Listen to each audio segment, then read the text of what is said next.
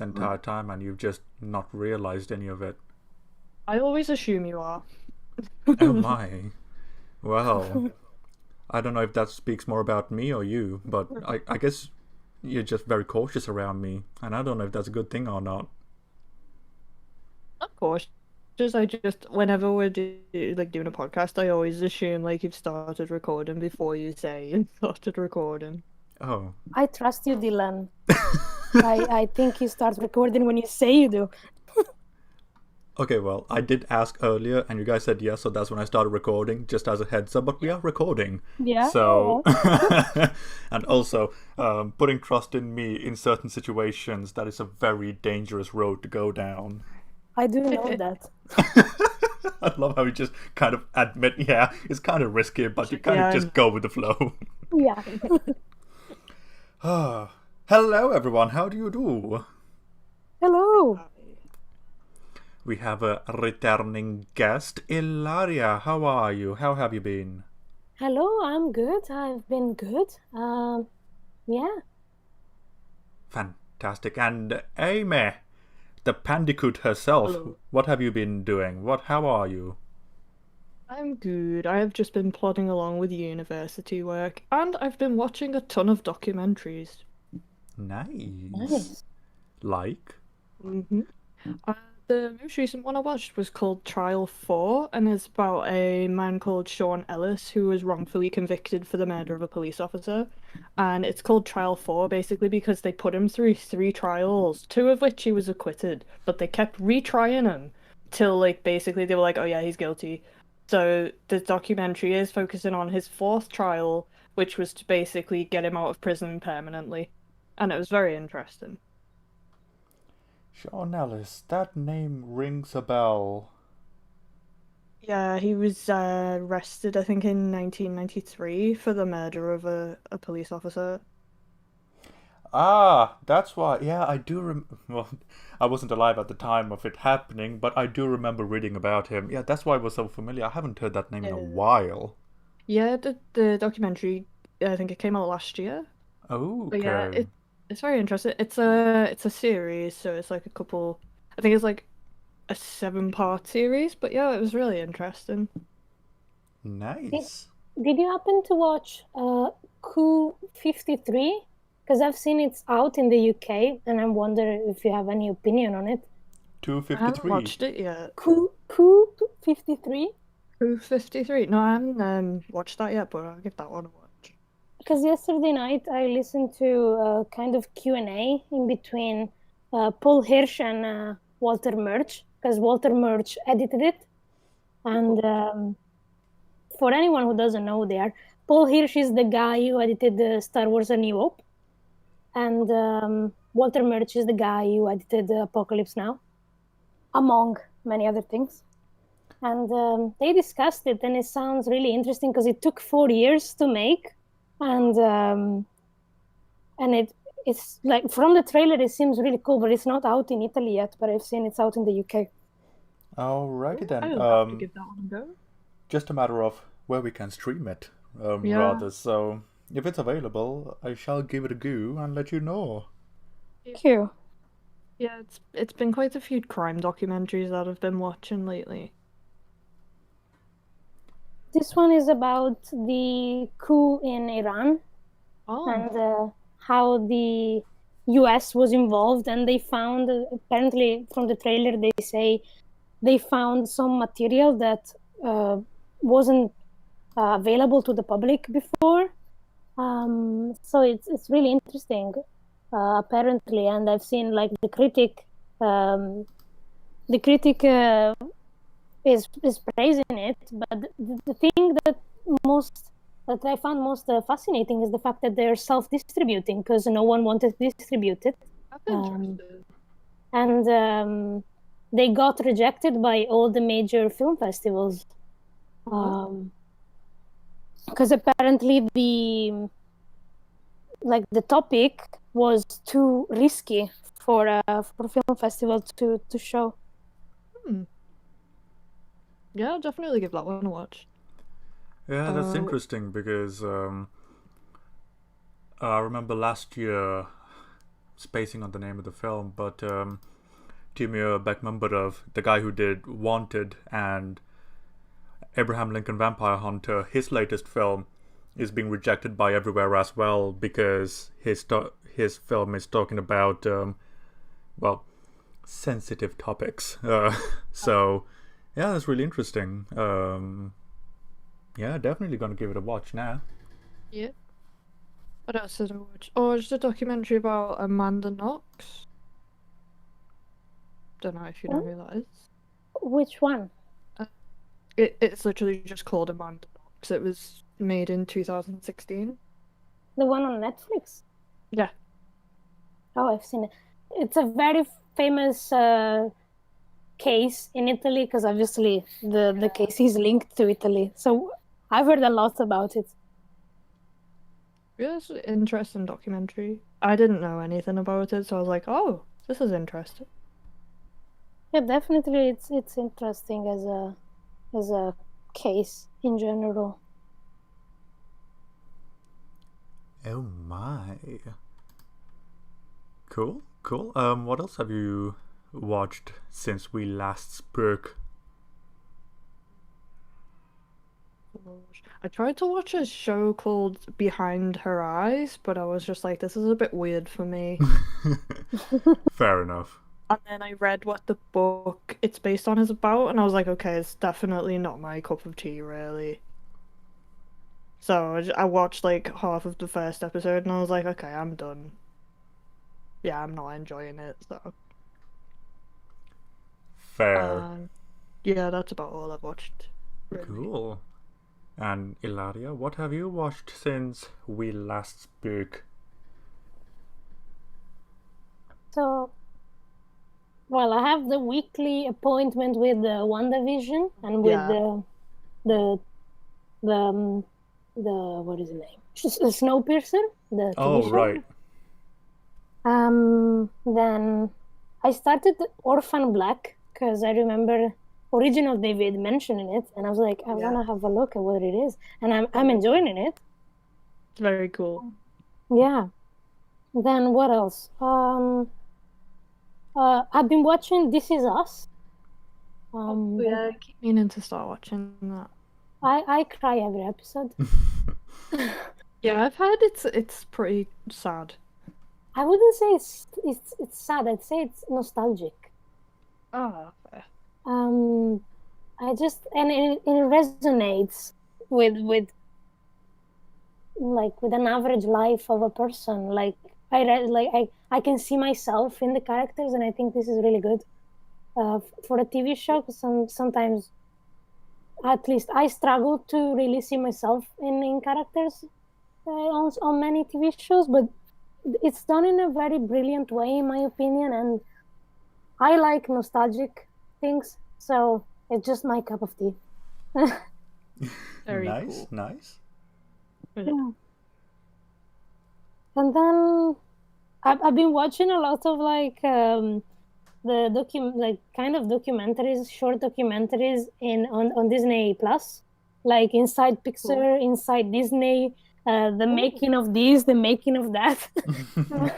Oh, they're bringing a making of WandaVision out, aren't they? I'm very excited for that. Yeah, me too. But the thing is, they didn't announce it for Italy, so I hope they're gonna put it on the Italian Disney Plus as well. So I mean, surely they would. I mean, yeah, it's popular enough. I mean, it's so popular. Like when the most recent episode like finally released, Disney Plus went down. I didn't know that. Yeah. And then I mean, in 2 days they're adding Star, right? Oh, yeah. Like Yeah, the new, they the are. new- Yeah. That's about it of what I watched. Some films here and there, but yeah. Nice. What did you watch, Dylan? Oh my. Oh god, what did I watch? Oh, me and my dad started watching Resident Alien, which is just hilarious. Basically, you guys know Alan Tudyk. Yeah. He plays an alien trying to integrate into human society, and his goal is to destroy humanity, but he lost the bomb to do it with, so he's just trying to fit in while trying to kill them all at the same time, and it's just hilarious. While being a That sounds doctor. like fun. So Where can you stream it? it's on Sky here, so we just get it Oh. on Sky Atlantic, but maybe So, HBO because it's Sky Atlantic. I'm not sure. Now TV? Let me see. Provided the PC doesn't just crash. Let me see if I can I'll look it up. check on my Now TV if it's there. Resident Alien stream. Oh, it's a sci-fi thing. Okay, cool. It's on Now TV. It's on Sky. It's on cool. Amazon. Oh, alright then. Cool. But you have to pay on Amazon. Never mind. Oh, Resident Alien. Yeah.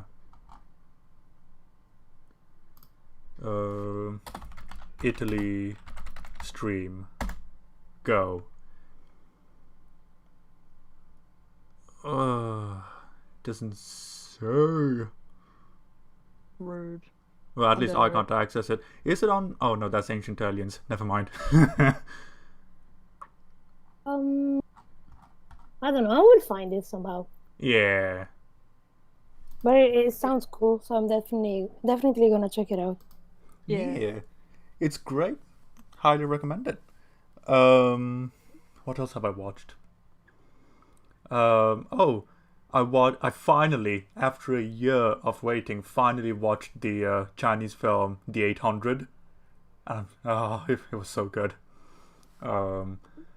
It's basically about a battle that took place in 1937 in Shanghai, and imagine 300 crossed with Dunkirk. Oh, Like, it's just a small, tiny group of soldiers trying to protect a bridge that leads to, the colonized end of Shanghai, while the Japanese are attacking wave after wave. And it's all filmed like Dunkirk, where there's no main character, just the event and the people around it. That's So cool. it is so good. Highly recommend it. So yes. Then watch Wonder Woman again, which was an experience. Yeah. This is my Yeah. first time watching it. Oh my. Yeah, it's my first time watching it since the cinemas around that time, so I haven't seen it in like 2-3 years. Yeah. So that I was supposed to go on a date to see it, but I ended up cancelling the date. And Oh. I never watched it. fair. Well, you have now. Yep. So, seeing as we're on the topic of Wonder Woman, what did you two think about it? Go. who's gonna go? Either of you, really. Rock, paper, scissors, toss a coin, whichever. Laura, you can go. Since you're the guest, I'll be nice to let you go first. Okay. I was watching it and I kept thinking, wait, but I don't remember this. Wait, but why I remember it differently? And then I maybe either I removed the whole film or I remember another film that's not Wonder Woman, and I think it's Wonder Woman in my head. But anyway, I'm pretty sure I've watched it before, but the second time I was like, okay, this is a different experience. I have laughed. I have been bored. I wondered, why are they doing this? Especially like towards the end, I'm like, Yeah. what am I watching? Like, why? You are welcome. But I must say, like, at the beginning, it did not make me want to stop, which the second one did, and that's why I haven't finished the second one. So that's a positive for sure. Yeah, but I then- suppose, relatively speaking. Yeah. It made me laugh. Like, there were a couple of lines that made me laugh, and a couple of situations that I think made me laugh out of desperation. I'm desperate to like this film. I will latch on to everything. So overall, I think if you're like a family with kids, probably they will like it. If you watch it like because you have nothing else to do and you want just like to have a laugh and then maybe fall asleep and then maybe wake up again and still figure out what the film is about, then yeah, this is the film for you, for sure. Yeah. But if you like want something that's where you say this is a great film, a masterpiece, great script, this is not it. Well, At least Amy. in my Oh, sorry. opinion. No, At least no. in my opinion. No, that's fine. Those are perfectly valid points to have, as far as anyone is concerned. So don't be afraid to say just that. You know, Yeah. don't be afraid to leave out, in my opinion. I don't think I've said in Yeah. my opinion in a long time. So These are your opinions. Like, no one's saying, like, if you like this film, that's bad. It's just you don't yeah, particularly enjoy this film. like it's I two did different enjoy conversations. it. Yeah, I did enjoy Okay. it, but it's not a particularly good film. No. Yeah, like those are two different conversations. You know, whether you like a True. film or not is one conversation. Whether it's good or Yeah. bad, it's a completely different conversation. That's So, true. Yeah. yeah. In that case, Amy, what did you think? I'm kind of indifferent to it. Like, I didn't hate it, but I wasn't there going, I can't wait to watch this again. You know? I was like, kind of like Ilaria said, I was a little bit bored in places. And there was one bit where it was just like, I don't know why, but I ended up laughing. You know, the part where where she just decides to run across no man's land. I'm like, no, I was laughing what are you as well. doing? Okay, so Why? that scene, I'm not even joking, that scene is hailed as the best scene in the film. Oh wow. Like, when it first came out, I remember people talking like, oh my god, this scene, you gotta watch the trench sequence. And I'm like, oh, okay, that was cute. Like, fair enough, but I was just like, just why? That didn't need to be there. I think Maybe that was trying to be cool. maybe technically that might be one of the best cinematography work they did in this film. Maybe. Maybe. I mean, I think that's giving it too much credit, to be fair. Okay.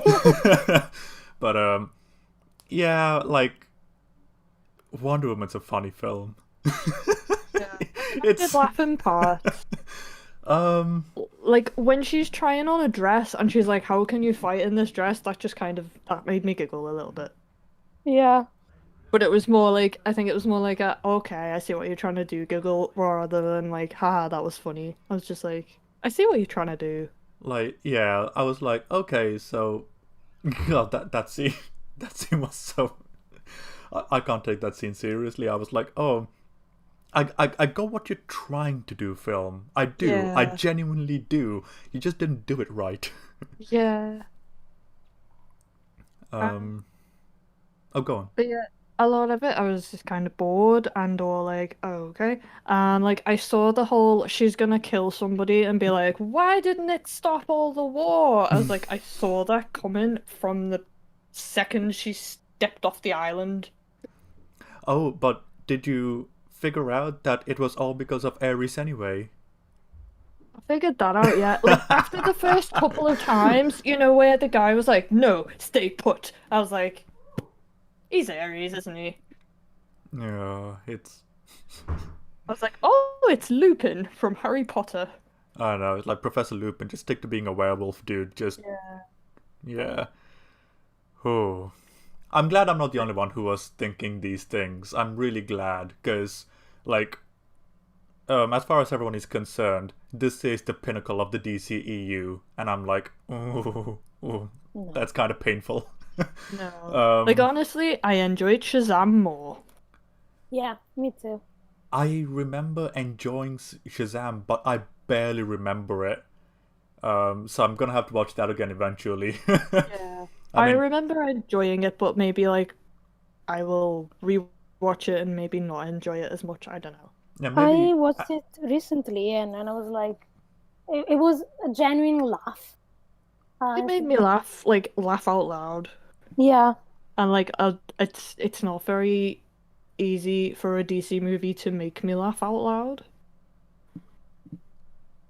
Yeah, that's a fair assessment. Or if you are laughing, it's at the film as opposed to with the film. Like, I think I laughed at Batman versus Superman to cope. I'm gonna be really interested to see how I see that film now, because I haven't seen it in like Very a year and a angry half. with it. We'll see. We'll see. I paid to watch it, and I was really angry. I went midnight. Oh, No, I because went like to see that film with a date, and I remember I had to explain the whole film to this person afterwards yeah. because he didn't get what the film was about. oh, it's So just yeah, Batman v Superman. yeah. Oh, okay. Yeah, I don't blame you for that. Like, I love that film, I do, but my God, that film is a mess. Yeah. But I'd be really interested to see what, because we are building up, Wonder Woman, Wower 84, Man of Steel, and then BVS. So let's see how it all goes. Yeah, my opinion of Wonder Woman just plummeted to beyond the surface of the earth. And it wasn't high to begin with. Like, I had heard good things about it, so I kind of went in going, maybe this one's good. And then I watched it and I was like, it's not good. Yeah, like a lot of people are It like, exists.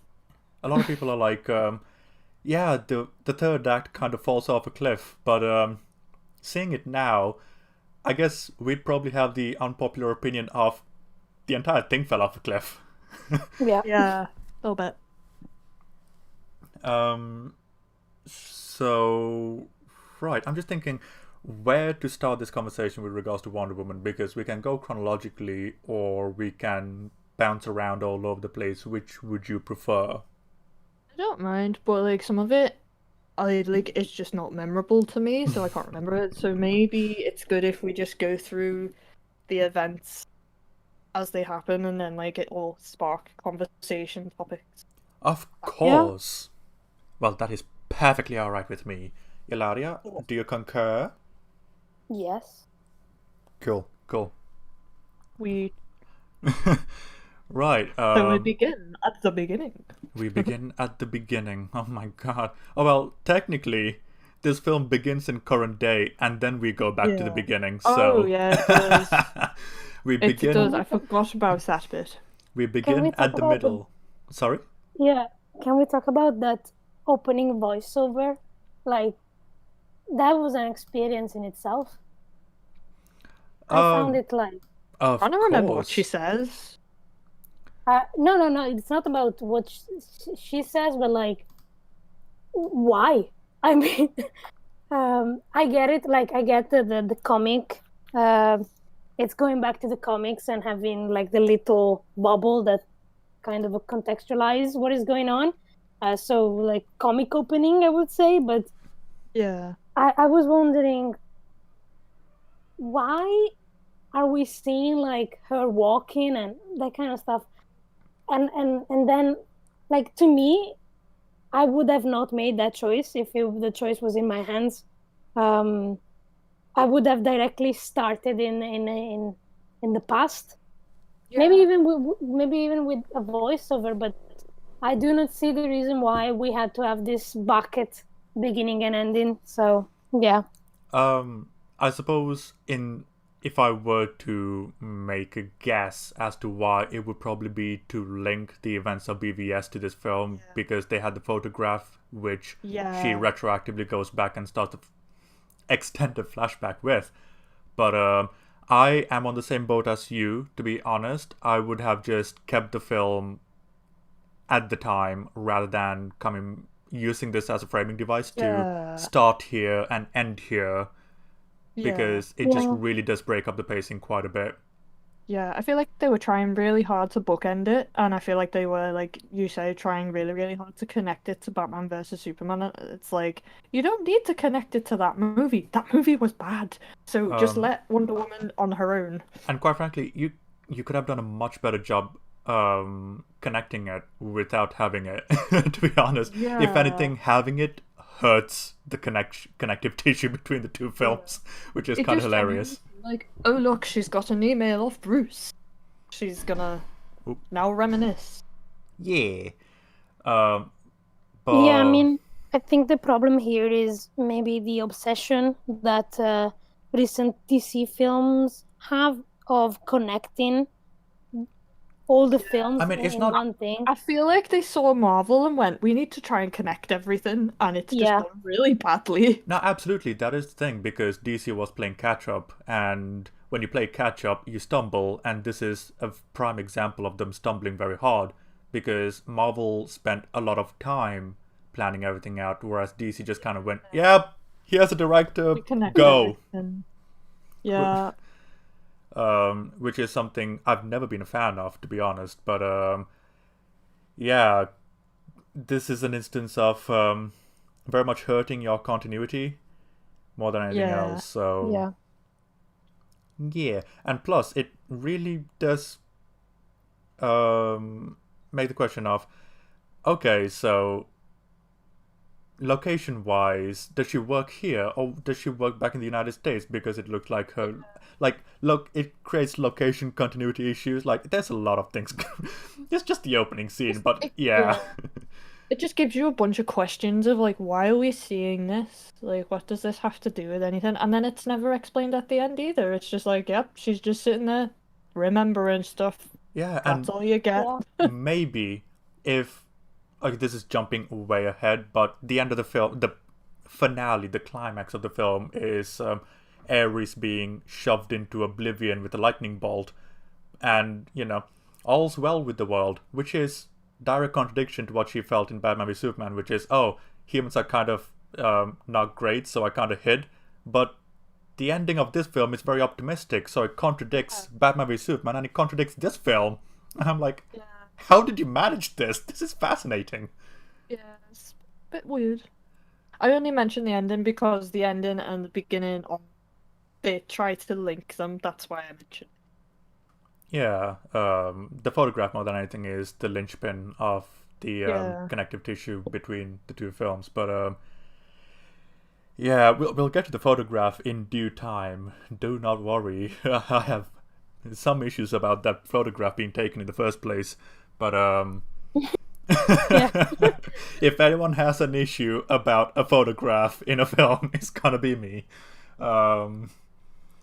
But yeah, I think having a criticism towards the beginning and why it was there with the voiceover as it was, as opposed to starting right with the moss-filled blueberry at the start when Antiope was telling the story, was perfectly valid criticism.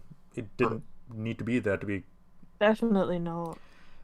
It artificially extended the runtime of the film, and the pacing of this film is kind of garbage tier.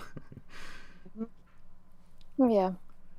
But yes, regardless, we then go on to a baby Diana.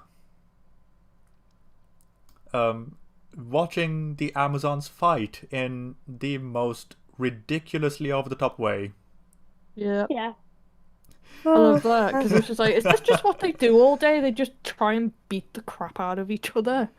I mean, as far as a And warrior then- society goes, I can understand training, but the movesets that they are using are unnecessarily complicated. It's like, ooh, this looks cool. Yes, but practically, you're gonna get killed if you do that. Yeah. The thing is, they're in a paradise island, and there's no one relaxing. That'd be the first thing I do. Like, I know, right? Like, see, this is what Like, they happens wouldn't when be you don't have a training all day, PlayStation. every day. Oh, sorry. Yeah.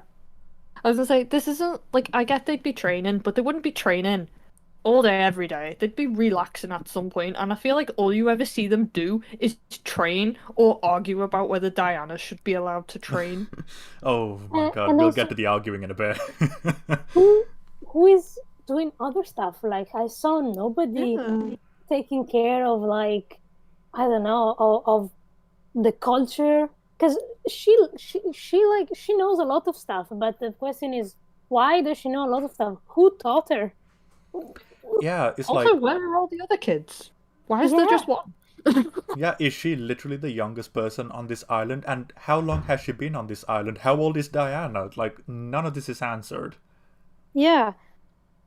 How old are the other people? Because I mean, either they're immortal and so it makes sense, but otherwise there should be other kids. Yeah, but people age, you know? There are people of different ages, so do they age? Is it just ridiculously slow? And if so, Yeah, how like- slow? It's Yeah. weird. This is a weird way of presenting this island. Yeah, it's very strange considering isn't like Wonder Woman supposed to be like immortal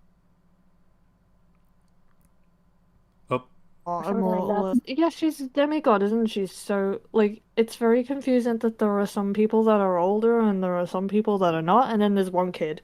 And I was just like, what the heck? What are the rules? Yeah, Yeah. at one point while I was watching, I was like, I need to read the comics afterwards to make sense of this. But then I was like, do I want to? And I was like, no, I'm Nah, gonna read it's Doom fine. Patrol instead. The Wonder Woman comics have not been good for a very long time. I've never really been interested in her as a character. Yeah, me neither. I've just been kind of like, okay, she's there, that's cool. Like, but I'm not really interested. I I think was very happy when they did the movie about it because, like, yes, finally a female superhero on like a mainstream Yeah. platform. But what it Catwoman was doesn't count.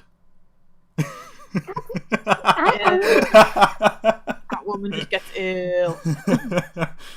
Supergirl from the 80s? Come on. yeah, but it's like I get what you mean, though. I do get what you mean. This one, we have a broody female superhero movie. As far as the comics go, she's most interesting in like the Justice League comics. That's where I've always found her most interesting, but that could Yeah. just be a taste thing. I've never gravitated towards the Wonder Woman comics solo. Even though I do have a couple, but she's always most interesting when she's interacting with Superman, Batman, Flash, or the Green Lantern, you know, just shooting the shit with those guys.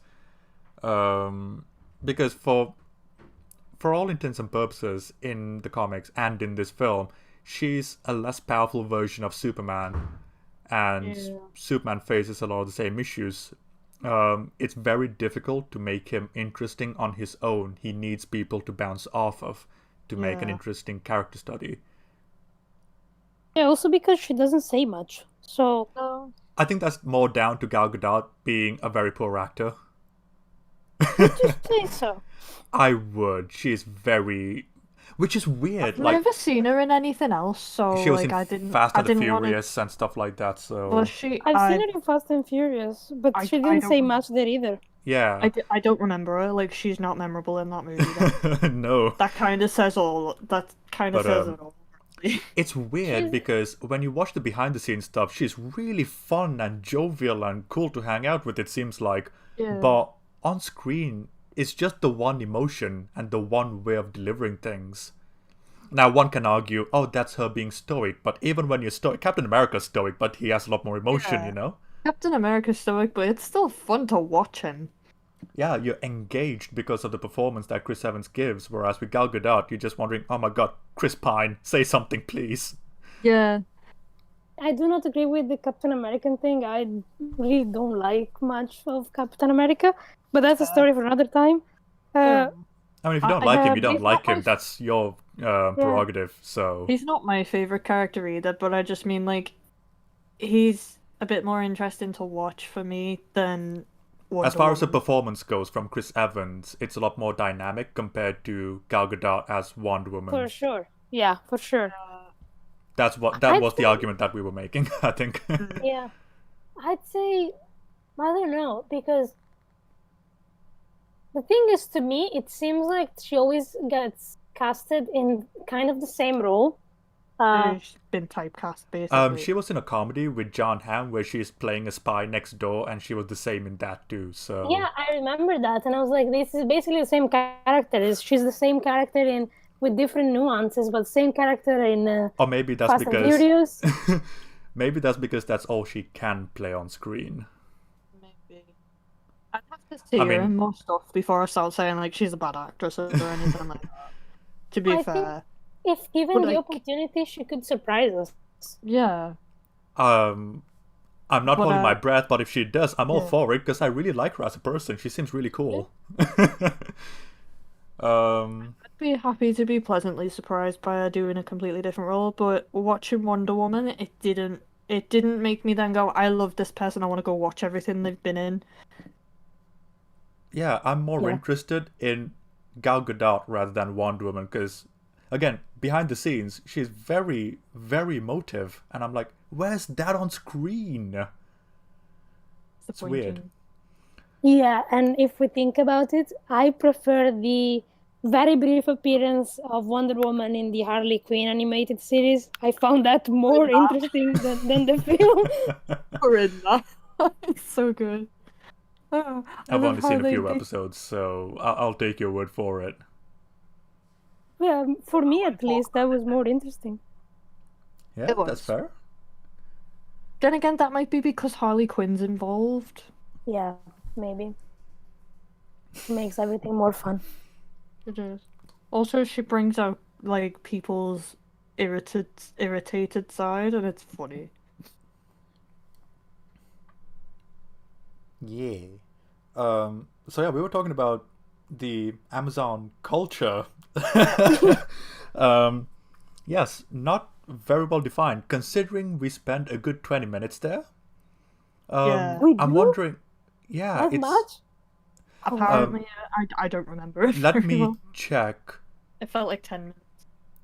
So they depart Paradise Island around the 40-minute mark. Okay. Yeah. Wow. So You'd think we spent a lot of time there, actually. she meets Chris Pine at the 20-minute mark. So that's 40 minutes in totality and 20 minutes building up to Chris Pine, and we barely get an understanding of how this island works. World building is Yeah. broken in this film. I did wonder that. I thought we've spent an awful lot of this film on her island, and I was like, I thought it would be not as much. Yeah, so all we know about the island is there are only women and they fight a lot. Yeah. Female empowerment right there. Yay. In I case you mean, couldn't tell, that's me being sarcastic. hence the yay. But okay, so speaking of female empowerment, did you feel empowered watching this film, either of you, at any point? One line that she said, like, I was like, yeah, you go, girl. And the line, I wrote it down because I was like, this is probably one of the most memorable thing I'm gonna listen to in this film.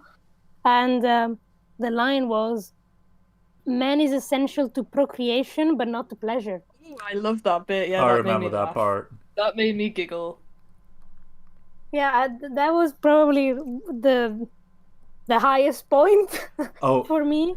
that line. Like, I get, like, funny, yes, and empowering, sure, but that line brings up so many character issues down the line, down the road, in terms of story and what she does or does not know, and I'm like, oh my god, what the hell does she know? I don't know. Yeah, it's like, I don't know what marriage is. But I you don't know how kids are made, but I know about that. I know, it's weird how she knows all 65 different versions of the positions you have during sex, but she doesn't know what marriage is. Like, what? It's, we'll get to that eventually, but, I guess Yeah. I can kind of get it because they probably don't really have marriages on the island, but then okay, at the same but time, maybe simultaneously, she speaks hundreds of languages and marriage has never come up. Yeah. Yes, that's a good point. It's weird. Very weird. But, But yeah, I suppose I think that is like the only empowering part of it. Like the rest of it. Amy, what? Oh, That was the hello? that was the only part of what? It's the only part of the film that felt empowering because the rest of it, it doesn't. I don't know. It doesn't seem to really like. It's literally women fighting. Yeah. Like, fair enough. I mean, I through the eyes of a little girl, maybe the whole thing could be empowering because she sees a woman in a position where she fights and she's kind of the main character and all of it, and she kind Yeah. of does as she pleases, and in some ways, and I think, I mean, for a little kid that is important, and in a Yeah. way it's what I felt when I was a kid and I was watching Charlie's Angels.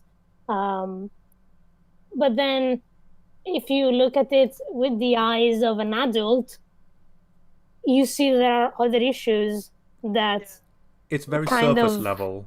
yeah. Yeah, I agree.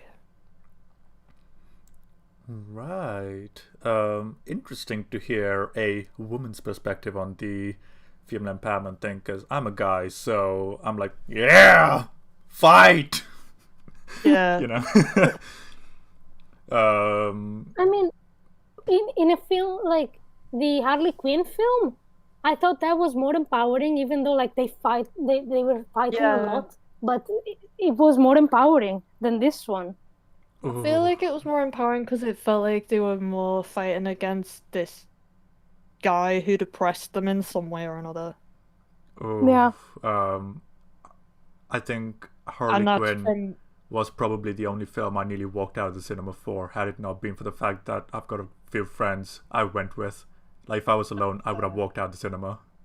I mean, that's fair. I feel like that movie from an empowerment perspective did it better. Yeah, fair enough. Actually, If you guys felt empowered, then fair enough. and That's I've all I actually can say. really enjoyed that film. It too.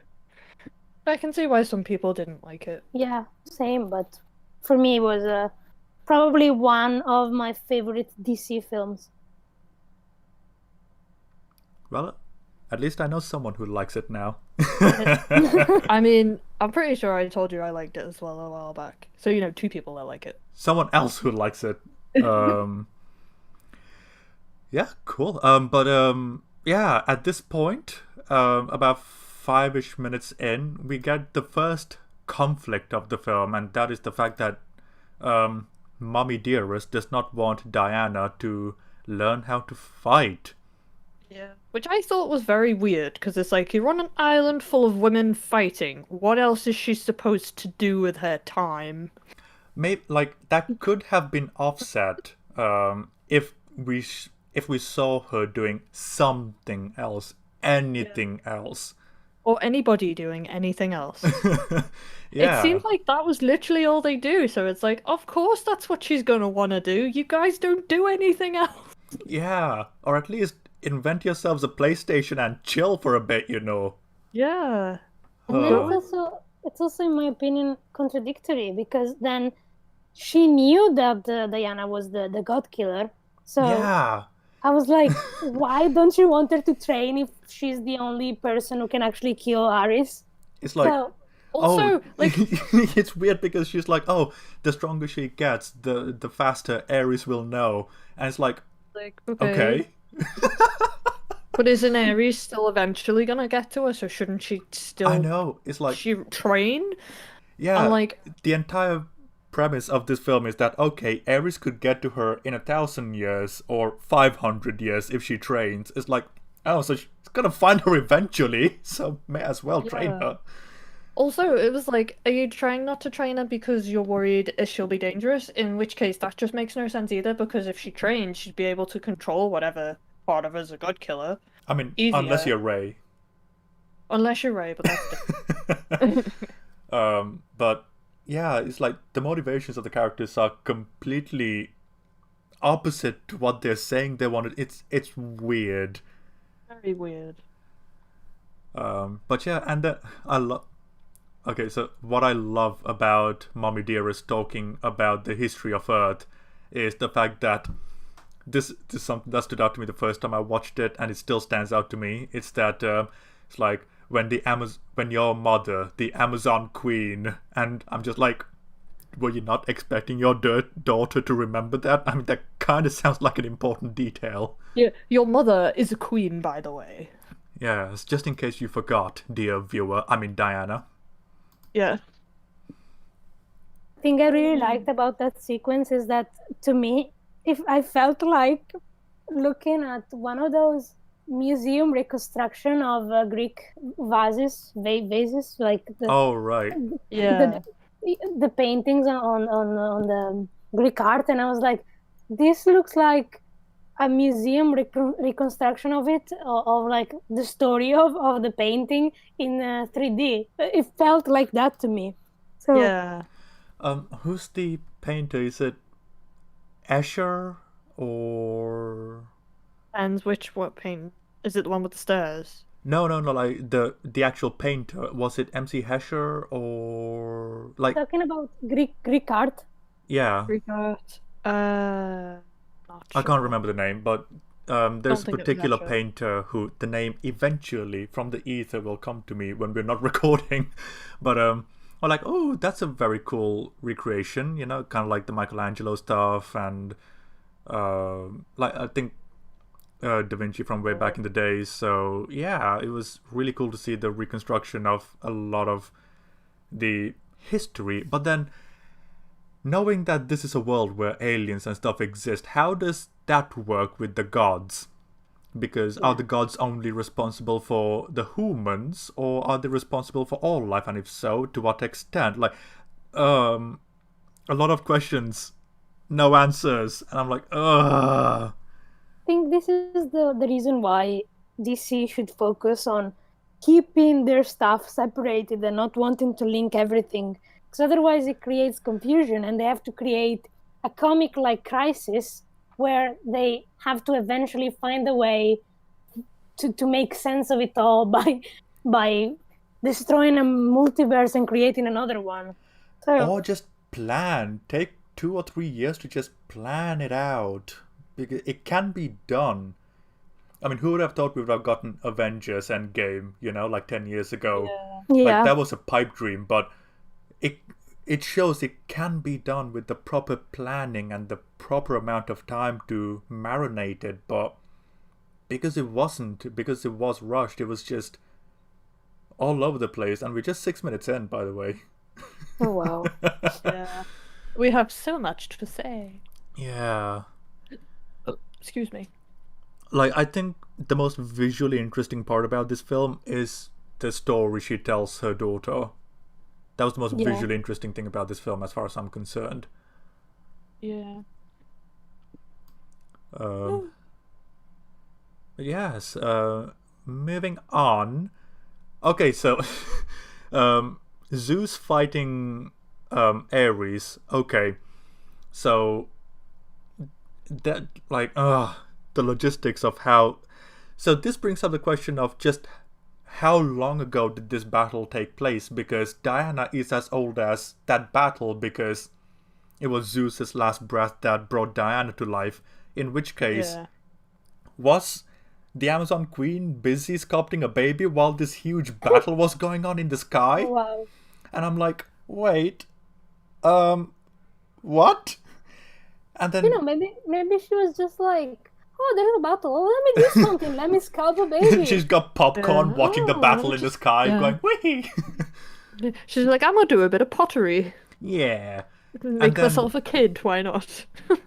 And then Zeus had enough power to almost mortally wound Ares and enough power to bring a god killer to life, but like, Died. what if he actually used all his power to kill Ares? We wouldn't have this Yeah. film. It's so weird. It's so... I googled how old is Diana Prince, and Google says she's 5,000 years old. Okay, so how old is she at the start then? It says her first exposure to non-Amazon society will have only come 100 years before in Wonder Woman. So Okay, so she was about She's 4,900 years old by the time she met Steve Trevor. exactly. That's kind of gross. I mean, not every guy gets to say I've been with a 5,000-year-old woman, I guess. Oh.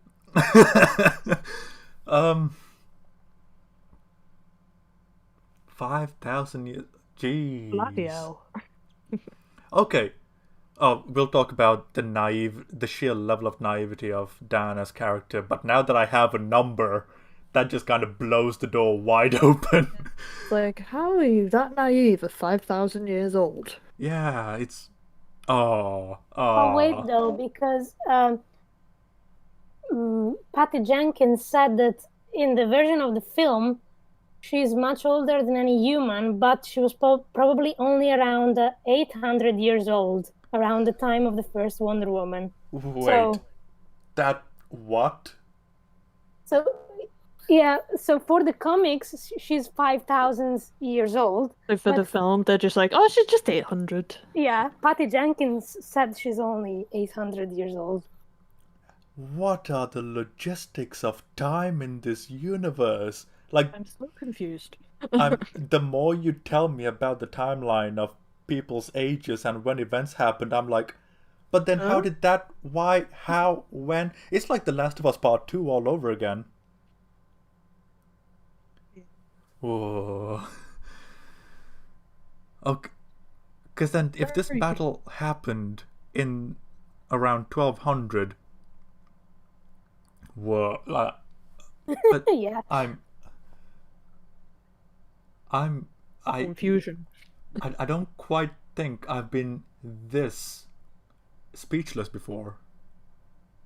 It doesn't make sense. No, it really doesn't. It makes sense. Knowing the information made it worse. That's kind of impressive.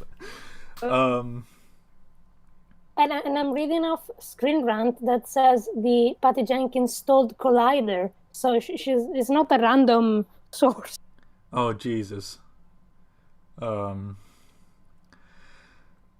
far as I'm concerned, both those sites can go to hell. But yeah, if she told those sites, oh, she's this old. Oh my God. I can't. It's. I'm very confused. It's too funny. Where were we? Okay, so she told her the story of the gods, and Oh wait, it gets better. Sorry, but I'm just reading. No. oh my God. More. Interesting. This word too complicated for me. Well, Jenkins explained that Diana was still just a kid when she travels to the world of men for the first time. Wait, okay, so how old is she supposed to be? Is she supposed to be like 18? Wait, like it's what I'm. Wait. Okay, so what? Wait. No.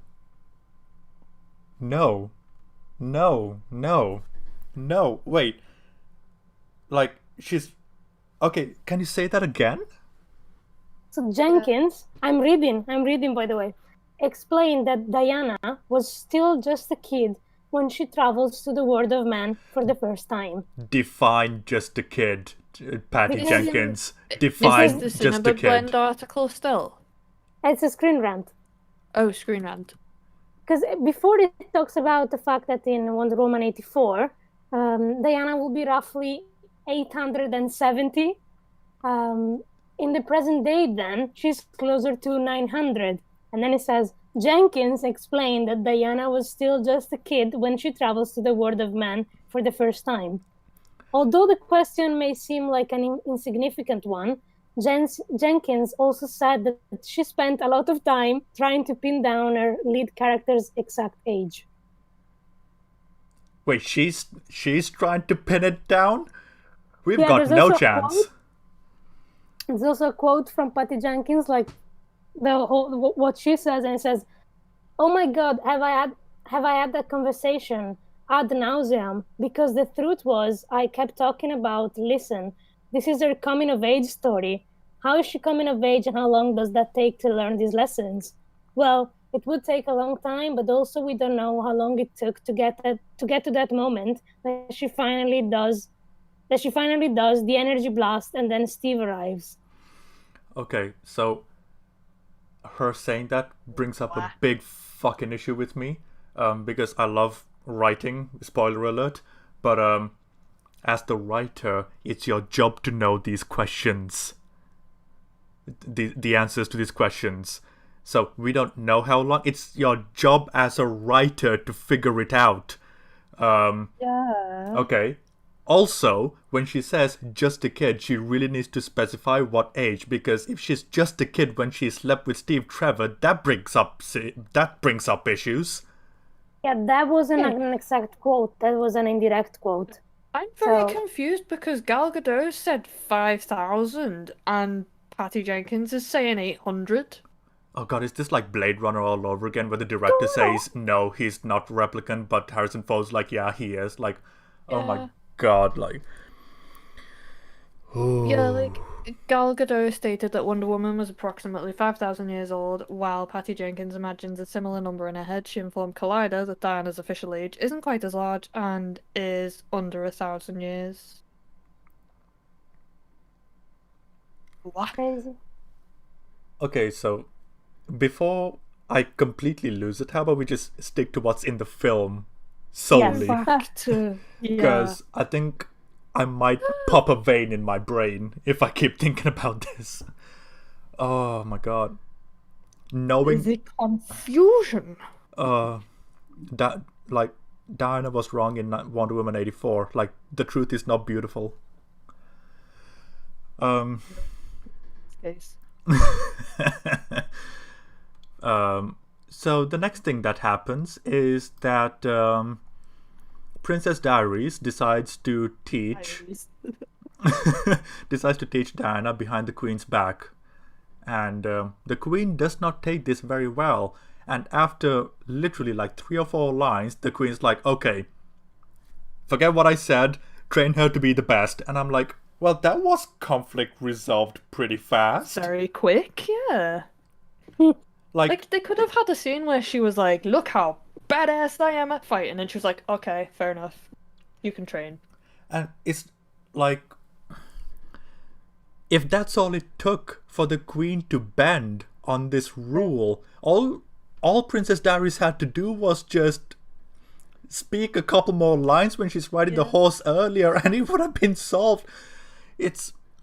That's another thing about this film. So many times there is conflict being brought up and it's resolved almost immediately. There is no time for an exploration of what the characters would do, knowing that there is such conflict in mind. And like the trench sequence, similar thing. There's a problem, right? Girl power, boom. And it's just like, this film is just falling in the ranks of respect the more I talk about it. Yeah. As a parent, you know, the bit where she's just like, oh, fine, train her. I was like, you caved way too easy. And if she was that gung-ho about her stance of not training her to begin with, for her to cave that easily, that was way too easy. Like, you made it sound like, no, you can't because I have specific reasons for it. And then it's like, oh, do you know what? Fine. I can't be bothered anymore. Yeah. The thing is, in my opinion, that character was not built well. Because, I mean, she knew that her daughter was the one who could stop the war. And because she could kill Ares. And then, but at the beginning she says, no, you don't have to train. And then she's angry because she's training. And then kind of, it's kind of, in my opinion, let's justify why at the end of it she lets her go because she knows she's the god killer. Like, that's the only reason I can find why the character's actions in conjunction with what she wants is completely the antithesis of each other, which is a fancy way of saying what she is doing and what she is thinking is kind of retarded. But it's like if the sword was the literal god killer, that would make it a little bit more excusable, because then it's a physical object rather than a person that is the god killer. But no, it's not the case, because Diana is the god killer. So that makes her actions at the start of this film not nonsensical, because it's directly contradictive to what Diana needs to do to fulfill her purpose according to, the gods. Yeah. So if this was a choice on Diana's part, okay, this is something I feel I have to do, that's one thing. But apparently she is the literal god killer. It's like it's I feel like they just wanted some conflict there, and I'm like, you could have had some conflict of like her mum's encouraging her to train, and maybe she doesn't want to. That could be interesting dynamics. yeah, maybe the That would have made more sense to me. Diana just going, look, I just want to stay at home, eat yogurt, and play PlayStation, Mom. I don't want to train. And then Mom's Yeah. like, no, go train, bro. It's like, oh, Jesus, okay. So like, if it was just a conflict thing, there you go. There's some conflict that actually makes some sense because it's like she's the god killer, so she needs to train, but she's like, I don't want to train. Considering this is a warrior race as well. That would be. I feel like that would be more interesting if it was like, but I don't want to fight. Yeah. But then, I mean, she wouldn't be maybe as good as she is, or she wouldn't have decided to go with Steve because, I mean, if I didn't want to, like, if I was her and I was like, I don't want to train, and then Okay, so what if you link that with I'm not saying don't have her train. I'm saying like she could not want to train and then eventually have to train because of a different event happening or something or other. so what if Yeah, you yeah, have but the that- not wanting to train, but then also compounding that with she wants to go outside of Paradise Island to explore the world, but the stipulation is that if you want to go, you have to train. That way, yeah, you're combining That pros could and work. cons of both characters and then developing them furthermore because there's the desire and then there's the stipulation to get that desire. it also reminds me of a Christmas film. Okay. It's a Disney Christmas film, the one Noel, the one with Anna Kendrick. Oh, okay. Ah. That's basically her brother needs to train to become Santa to get out of the little village in the North Pole where they live, and then it kind of disappears because he likes the outside world much better. But it reminds me of that. What, Wonder Woman or what we just pitched? what what we we just just pitched. pitched. Oh, Yeah. okay. But does it make sense? Yeah, it does. Yeah. Okay. I mean, imagine the three of us spitballing came up with a better idea than what this film presented to us. Oh my god. But yeah, like conflicting needs and wants would have gone a long way to developing these characters, their relationships to each other. Like we've gone from commenting on this film to trying to fix it, and I don't think that's the road Yeah. we should take because that could take No. like 15, 20 hours to do. Okay. And it would be a I was different just film. kind of, yeah, I was just kind of commenting on how it seems like the only reason it was there was so that Diana, It's forced conflict. yeah, and it just didn't need to be there. Yeah. Like Yeah. that is precious screen time being taken up by a non-issue. Well, I would argue there's precious screen time being taken about with all the battles and the fight scenes as Oh, well. I mean, don't get me wrong. This film is like 2 hours and 20 minutes. I think all the minutes were wasted except for the credits. The credits were really good. I Yeah, agree. it was really fun Credits visuals. were the best. Unironically, aside from the flashback sequence to the gods, that was the best scene in the film, the literal credits. Kudos to the post-credit, like to the credits artists and to the animation people that did the Yeah. god scenes. Yeah, It was very well put together. good job. So once all of this is unceremoniously resolved, we come to Diana fighting for reasons. The way the film presents this is as if it's this is a rite of passage. You pass this test, you get to be an Amazon with a title or something like that. But it seems like the presentation is that, but what the characters are doing is almost like, it's just a training drill. So what the Doesn't way seem they that serious. Exactly. The characters aren't treating it that seriously, but the visuals are telling us it's that serious because of how they're presenting it to us with the visuals, the music blaring, just going. And it's just. Maybe. You love the bit where she's like, I did it! Then she's like, you shouldn't be celebrating. And I was just like, Oh, yeah. which is weird, Dumb, considering dumb. the fact that Princess Diaries is just going, the battle's never over. And then when Princess Diaries gets hurt, everyone looks at them going, oh my god, what did you do? It's like, she was attacking me. What do you expect me to do?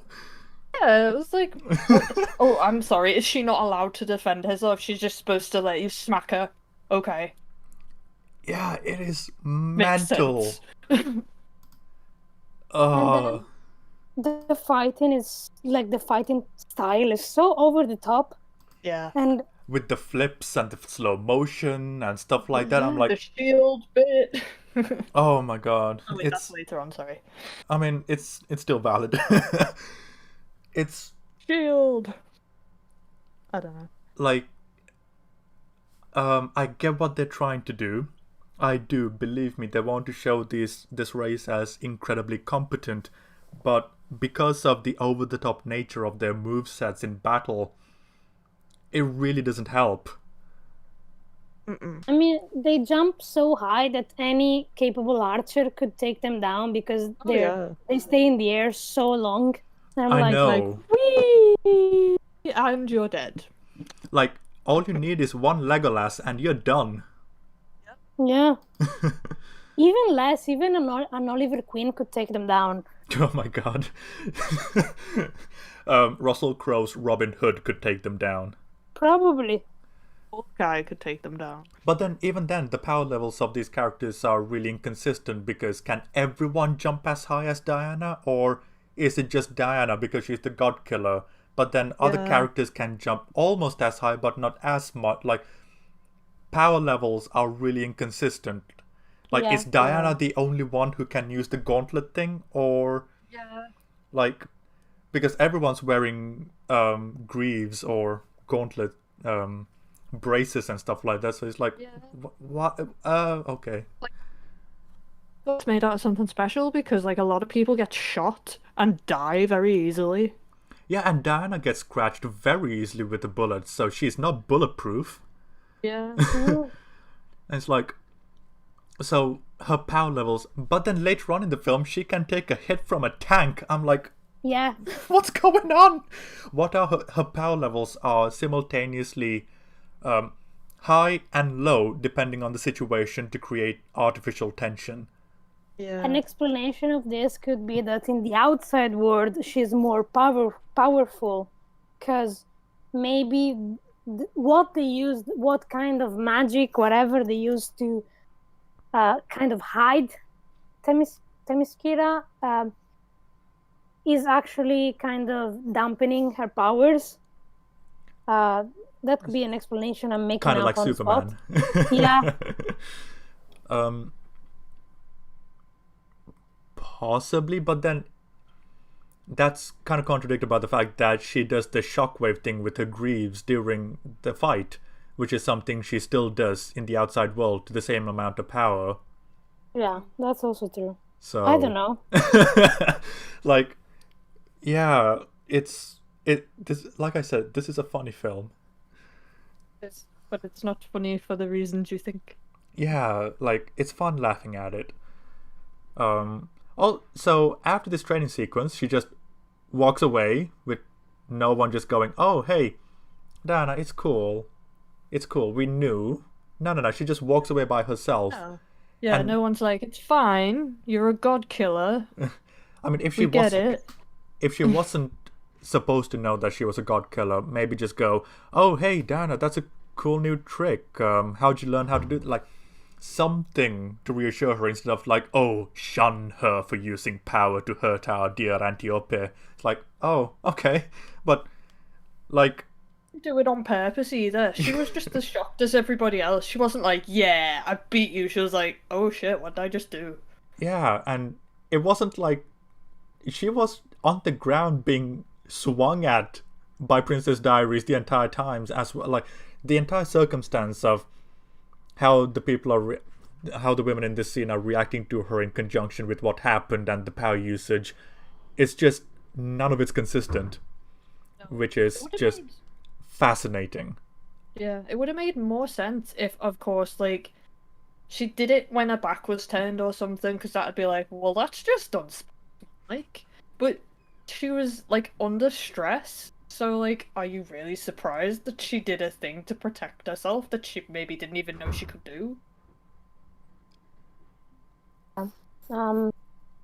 But still, I found that the shock on Diana's face was too little. Because, I mean... Yeah, you think, oh my god, what the fuck just happened? Yeah, you're like, oh my god, light went out of my arms.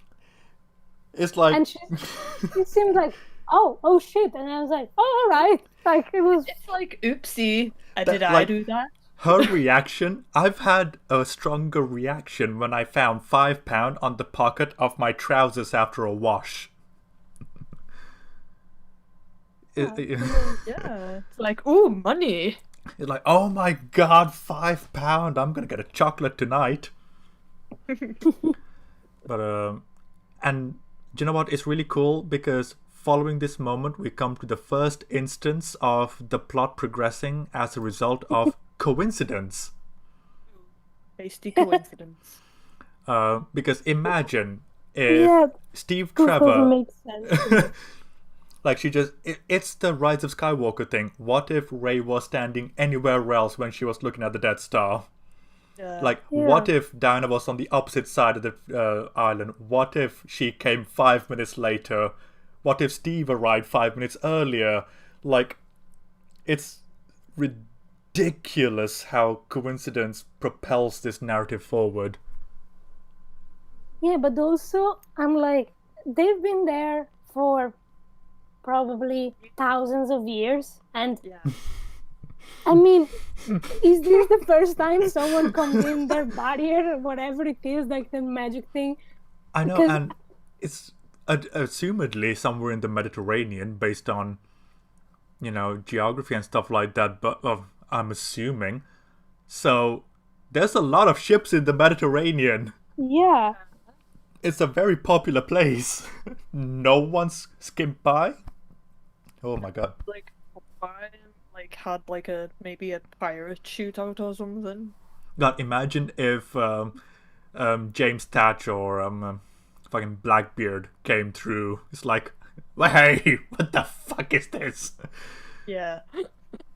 I would like to see that film. It's like Blackbeard versus the Amazons. Okay, I'm seeing if there is a map of where supposedly Themyscira is, because at least, okay, so apparently it's supposed to be near Turkey, something like that. Okay, so, makes sense. Yeah, but still, like, it should have still had people come past. Yeah, it's the Mediterranean. Not like as far as we assumed it wasn't the Mediterranean. It's by Turkey. Oh, so it is Mediterranean. That's what I mean by makes sense. But the fact that it's not been found by anyone, that makes no sense. Oh, this film just gets funnier the more we think about it. Yeah. And then okay, so. Okay, wait. There's actually as this website called UnitedHeroesMush.com explains that Themyscira exists where the Mediterranean Sea meets the Aegean Sea. Meets the Aegean Sea. Oh, okay. So it's kind of in between where the Mediterranean becomes the sea near Greece. Right. So it's actually like it's full of. It would have been full of boats and ships, because that's like a place where the trade happened. So I'm like, I do not believe that anyone else that Steve Trevor was the first person to ever cross that barrier. Yeah.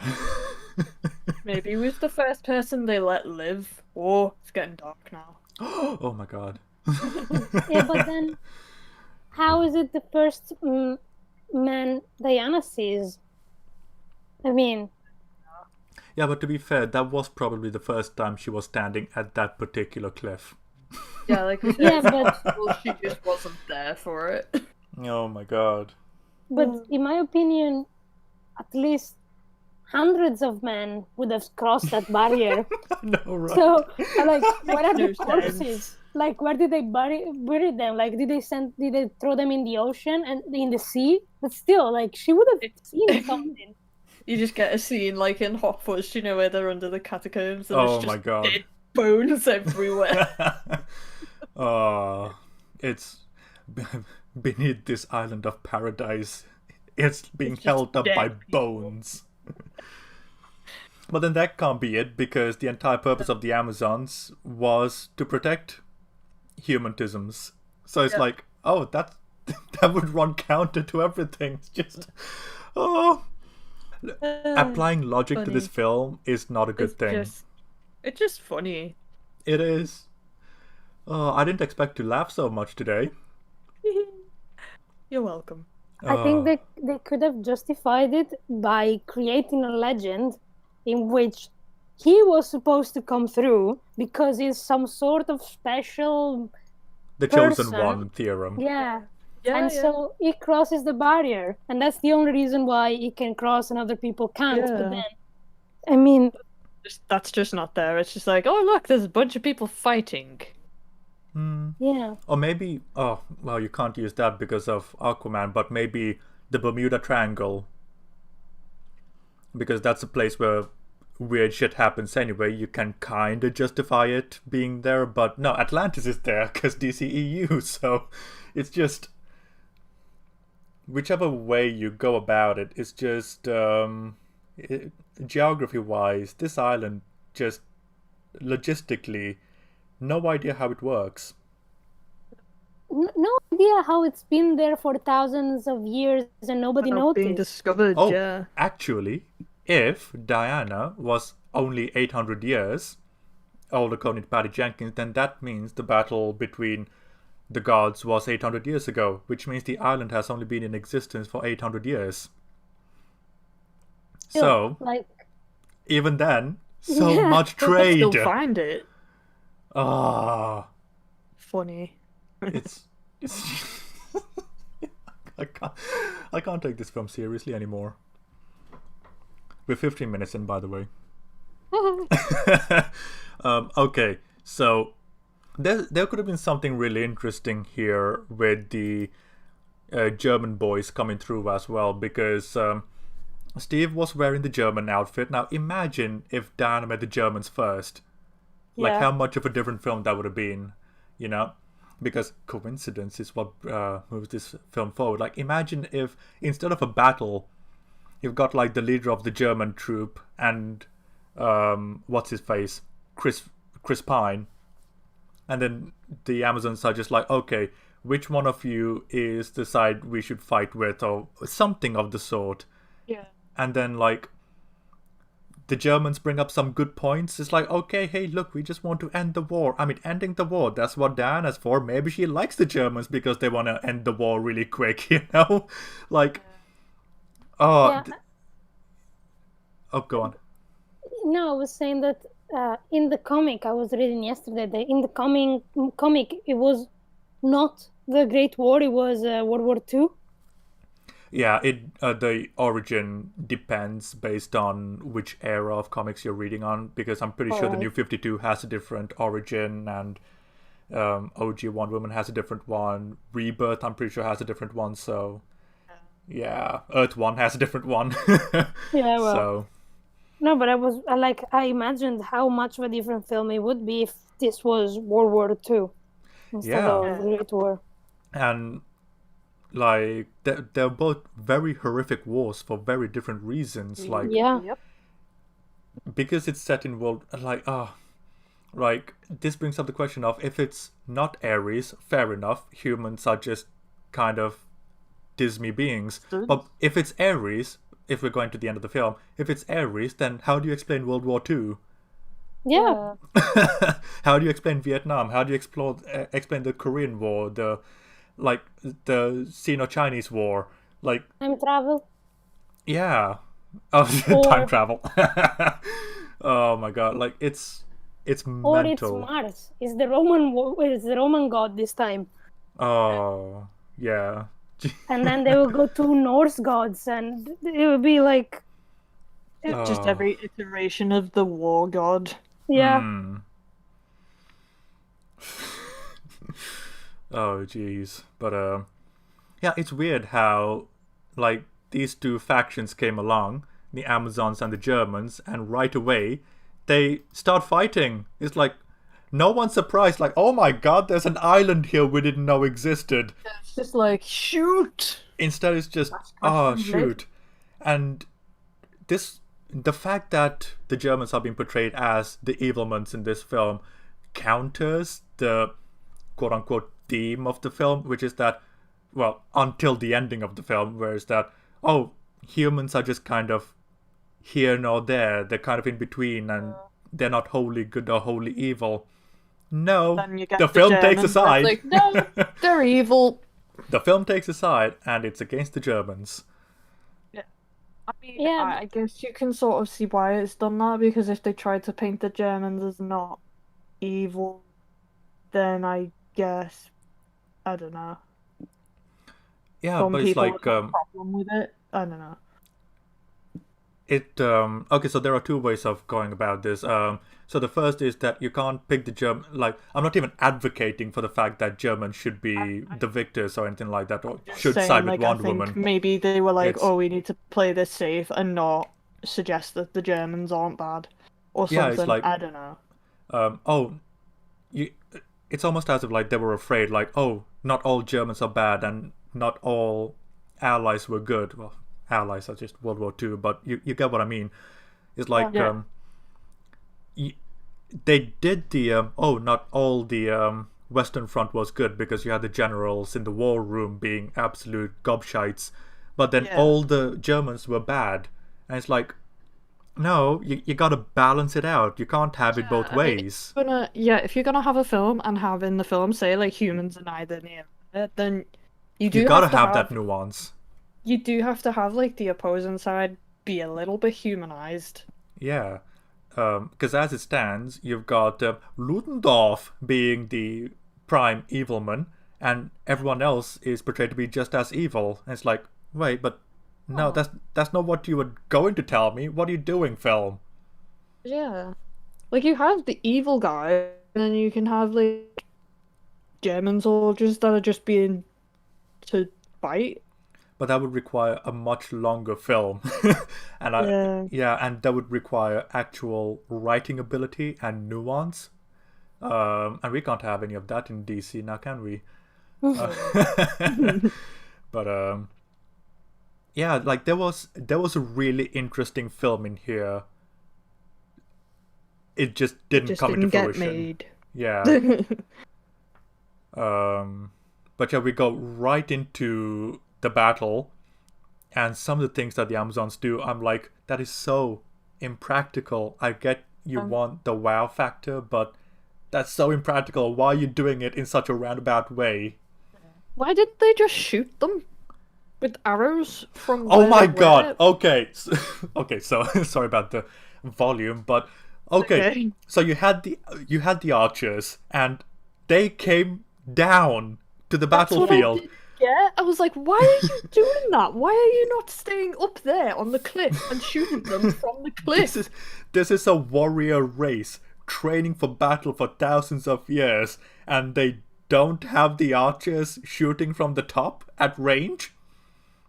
What are you doing? And it's like Mistakes. oh my god. Also, they should know the island like the back of their hands. Yeah. Yeah. And so they could just have hidden somewhere and kind of ambush them. But no, they go They're like, just like, yeah, I'm Yeah, gonna it's like, get you," and then they get Send shot, in and the I'm like, cavalry "No, right why?" away, come down to their level, and increase the level of casualties. Yeah. Yay. when they were all getting shot, I was like, I'm sorry, but I have to say, that was your stupid choice to do that. You are the reason you got shot. Yeah, it's oh my About the god. fact that it's an island without kids. So like they're the only people. If they kill them all, who's gonna protect the island? Like it makes Yeah, no It sense. was just a dumb move. It was just like, what are you doing? like I get this is supposed to be, yeah, women can fight as well, but the actions that they're portrayed to be doing is Yeah, it's like, really can not you not making that show them argument. fighting smart? Like, can you not show them smart using their brain? Yeah, it's like, okay, so this it's fucking cliched, you know? Like, you know what's more important than looks? What's sexier than a look? It's a brain. Like, it's a cliched Brain. saying for a reason, but it's like they focus so much on the style of their moves that they forgot, huh, maybe we should have these women think. Yeah. I mean, even like in societies like Sparta, they had Oh, yeah. tacticians and stuff like that. So I mean, they were thinking, they were not just attacking. Fucking love So Spartan society, man. Yeah. So cool. But see, Spartan women would have this down. yeah, Like, lock and key, Germans, not a single casualty on our side. You're all gone. Like, I reckon, like, Queen Gorgo would have organized a really good defensive measure against this attack, I'm sure. yeah. I mean, yeah, and It's, even Xena was Xena an Amazon as well? I don't remember. okay, so Xena is an Amazon warrior, but not Oh, according to DC. It's a completely different fictional universe. alright. Pronounced Xena in English? Sorry? Is it pronounced Xena in English? Yeah. Yes. Oh, that's interesting. How do you pronounce it? Cena. Xena. Cena. Like Um, John Cena? No, Yeah. like Xena Oh. with a Oh, okay, so interesting. Oh. So the way we pronounce it is like the first part of, like, you've got the God King Xerxes. So we pronounce it like the first X, and you guys pronounce it like the second X. yeah. Oh, interesting. Who would have thought I would have brought up God King Xerxes in Yeah. this conversation? Oh, I love 300, man. We should watch it sometime. You should. A much better war film. Yeah. But yeah, we've got this Disney fight, and okay, so Chris Pine does something in this battle that I'm really not a fan of in any piece of media, and that is the no look shot, which is shooting Yeah. someone without Oh, looking. yeah. What are you doing? And I'm like, okay, I get it's meant to be cool, I get it, but you're running out of cool points at this point in time. And plus, it also goes towards the incompetence of the enemy faction. Not a good look. Either way, it doesn't work. And also, the German soldiers have rifles, and none of them shoot. Yeah. It's like, instead of swinging, getting into close quarters with these fucking stabby things that can cut you down, how's about you stay at range and shoot the fuckers? Oh my. Like, tactics wise, this fight gives me just an aneurysm just thinking about it. It was I don't know. I was about to say it was probably the worst fight in this film, but then I thought about the ending and I was like, nope. It's just a matter of, okay, this is bad, but then the other one's worse. So maybe it's just it's relatively bad, but then it's only relative to this film, because if we bring other films into it, it just gets worse. It's just pick a level of, it's like the 7 stages of hell, like pick a stage and like organize it according to how bad it is. Yeah. Yeah, regardless, Princess Diaries dies because Diana was not paying attention to the battle. So strange. But Yeah, and after that, they start questioning Steve Trevor with the lasso of truth. And before we feel free to carry on. I have to use the loo very quickly, so I shall return momentarily. Okie dokie. Yeah. That scene is just. I It's mean, just like, what are you doing? yeah, because even like they, the thing is, they tolerated him until that point, and then they decide, oh wait, maybe he's bad as well. So, Yeah. but weird. I don't know. I'm still stuck on the fight scene, and it was just like, what are you doing? What is happening? Like, you're supposed to be warrior women, and you're just like, nope, I'm just gonna make every stupid decision you could make in a fight. Exactly, and it's super annoying because I mean, that's the thing. Okay, you should have prepared for someone to enter this barrier because if Yeah. people can enter at random, I mean, you should have prepared. So, Yeah, it was like they had no idea how to handle the situation, and it's like, really, this island existed for 800 years, and you're really not. You're supposed to be protecting this island. You didn't do a very good job of it. Like, half of your people died. yeah, exactly. And they had no plan whatsoever. And it's, Plan was just get them. yeah, I mean, if they spend all their time fighting and no one's studying how to actually plan a fight, then it makes sense because they don't know how because they prefer muscle over brain. But then, Yeah. I'm like, for sure they have some kind of library because Diana knows a lot of stuff. Yeah. So it doesn't make sense. There are a lot of holes in this film. Definitely. You got that right. Yeah. And I'm not just talking about the craters from the bombs either. Ooh. Yeah.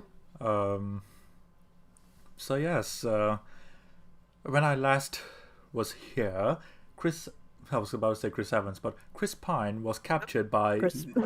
the Amazons, and they are using the lasso of truth. So, what I find really funny about this scene is the fact that he specifically says, okay, there's a great war going on. And then he goes on to say, okay, but there are people being killed, women, children, people being slaughtered. And I'm like, yes, war. I got it. What is And that? it's like, yes, you are describing war, the thing that you said was happening. So that was kind of neat because, we got to get those seconds in from somewhere. But this flashback to what he was doing in Tunisia or somewhere in Africa. I can't remember the country that he was in when he was. Oh, was it Turkey? I think it was Turkey. Yeah. Because it says the Ottoman Empire. Right, so Turkey. But so he's there undercover and in a very crowded place, and he's watching Dr. Poison, fucking edgelord name, Dr. Poison, and Ludendorff checking on a new gas. And Chris Pine, in the least discreet way possible, decides to nab the book while leaving the door open and just running away. And I'm like, there's a way you could have done that in a covert way. Like, you didn't need to have any of this happen. Also, can we talk about the fact that they're in Turkey with the Germans and they're all speaking English? I mean, that's yeah. Oh, but they've got the accent, so it's okay. I mean, yeah, but that's not even a pretty good German accent, I would say. No, it's not. My God, none of the accents in this film are good, except for the French dude, the guy from Line. Oh yeah, he's. Yeah, But he's cool. he was playing a Frenchman, so Yeah. it counts. But yeah, good God, this scene, like, all he had to do was be a little bit more subtle because it was a crowded room. Like, how the hell did she know that he was the one that took the book in the first place, considering she didn't see it happen? And why did he run, exposing himself? And why did he... there are so many whys, and none of them are given answers. Just like the rest of the film. The reason I can think of is like, oh, I'm gonna fuck it, and I'm gonna get away from here. So, Yep. Fuck it. Yep. Throw the beers out. Let's make a run for it. he seems to always do that as well. It's... yeah. But it's like, so how long has he been on the move? And how have the Germans been keeping up with him using the boat? Was it real? Like, Yeah. oh my God, it's just... Because he destroyed all the planes and he destroyed the base, but he still managed to be chased by the Germans. So how did that all work out? It's like... It crushes my soul asking these questions of this film because I know there are no answers. It's I don't know.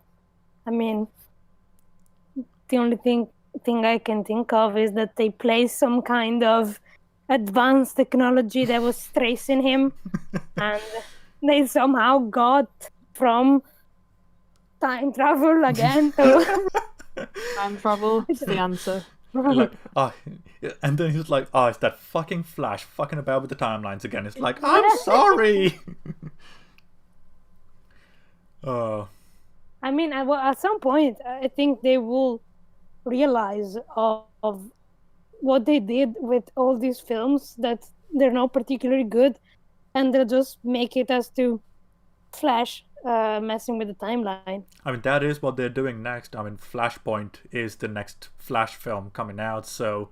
And that's got, like... literally, because, like, Michael Keaton's Batman's in it, Batfleck is in it, and it's like...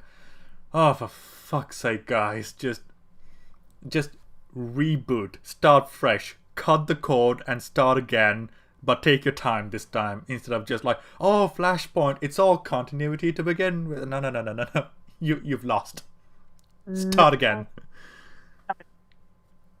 Oh, by the way, the actor that you said that his accent was good, the French accent, Yeah. he's actually French. Yeah, that's what I said.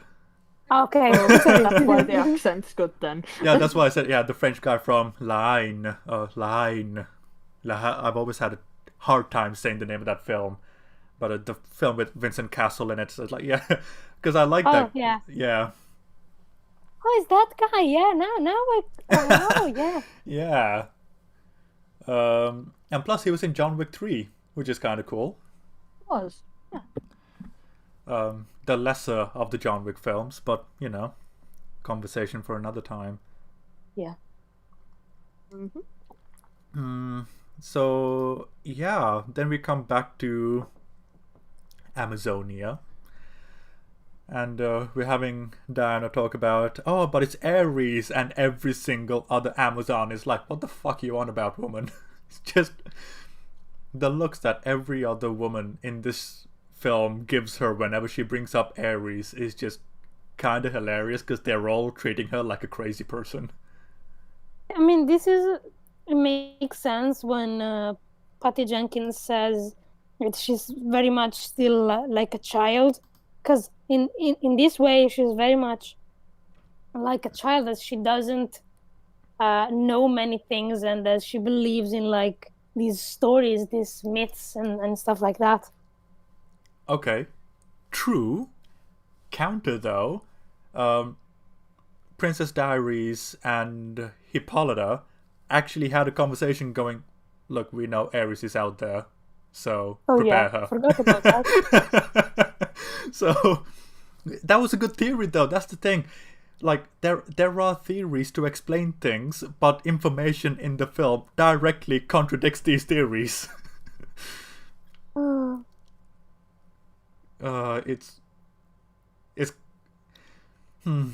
is the I, height of the DCEU, by the way, according to most people. I would pay good money to be a fly in that writer's room and to understand how they made sense of all of this. I'd love to be in the room when they were writing Wonder Woman 84, because that film is baffling. I'm excited I to still watch haven't it, to be finished it. honest. Like, someone wrote these films. Like, I want to understand how. Because, for all intents and purposes, if anyone wants to understand how to write, watch this film and do the opposite.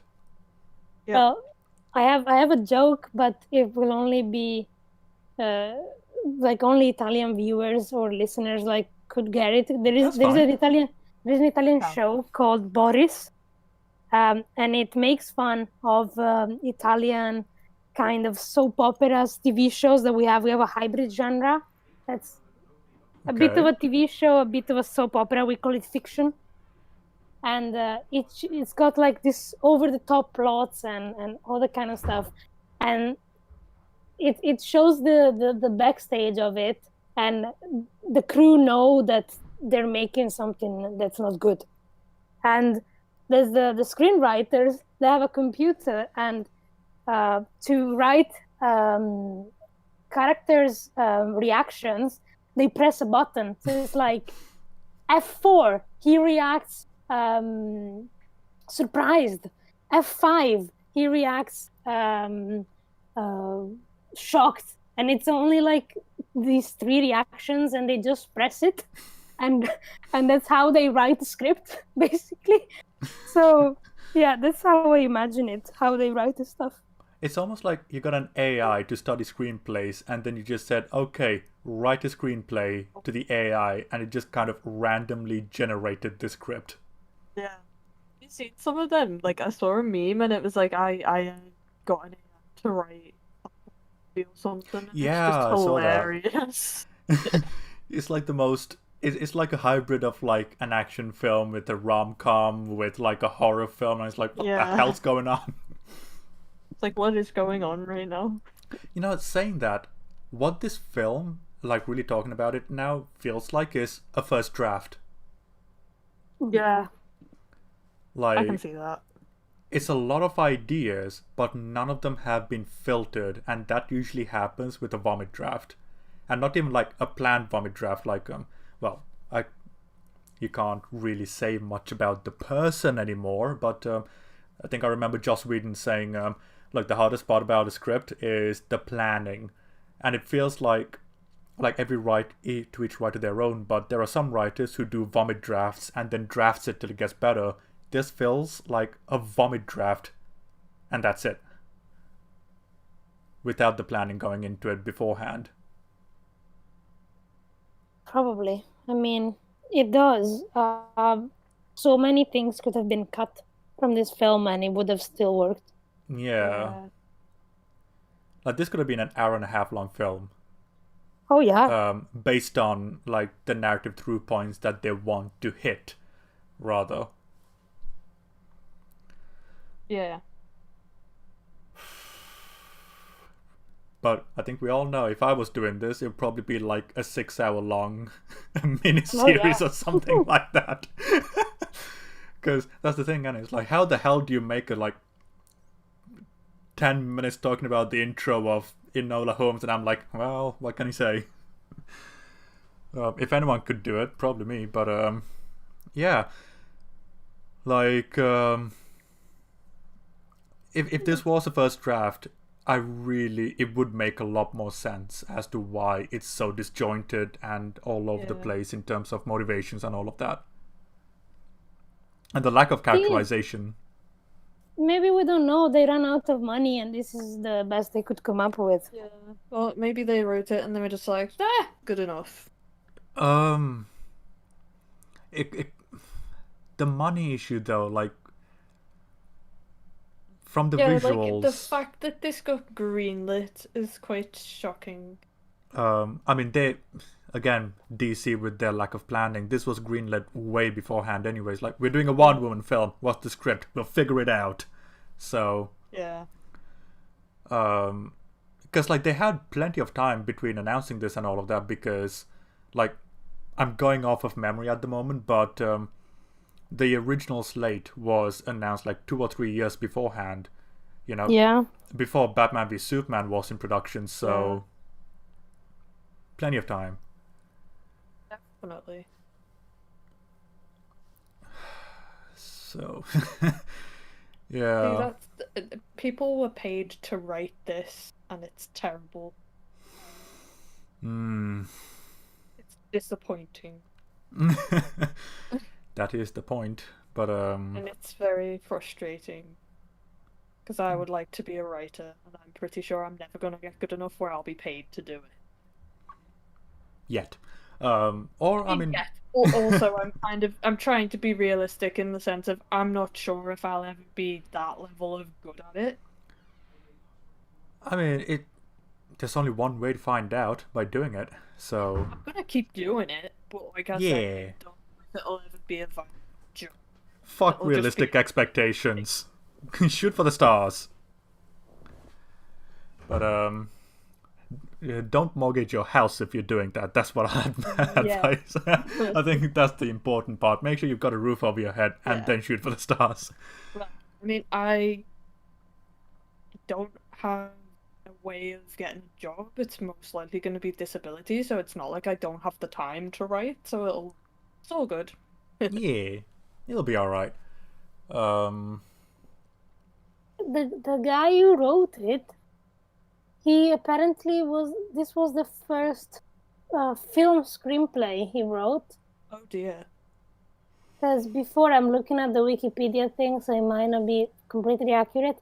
Before, I only see like TV credits of writing. He wrote for The Naked Truth, Gilmore Girls, The Catch, stuff like that. Which season of the Gilmore Girls does it say? 2002. So that's Season. before the last season. Yeah, I was thinking about as well when I read Gilmore Girls. Like, this is the last season because this would make sense. Yeah. The last season was 2007. Okay. So So it is an early season. this is Season 3. prime Gilmore Girls as well then. Yeah, season So- 3 before it got back. This is weird. But then again, Chris Terrio won an Oscar for Argo, which is a very good film, and then did wrote Batman v Superman and Rise of Skywalker. So I was like, what the fuck happened? So maybe it was just above his ability. Maybe. I mean, if he's written TV stuff first and then gone into film, maybe it was just difficult for him to translate it to a I film. suppose. Maybe. I don't know. But then there are plenty of people who've done it otherwise and gone reverse and stuff like that. So I really don't know. I don't know. Even if he'd not like worked on one that got released, surely he'd have written a film script before. Oh yeah, Yeah. I'd hope so. But the story of the film is by Zack Schneider and the same guy who wrote the screenplay, and Jason Fuchs.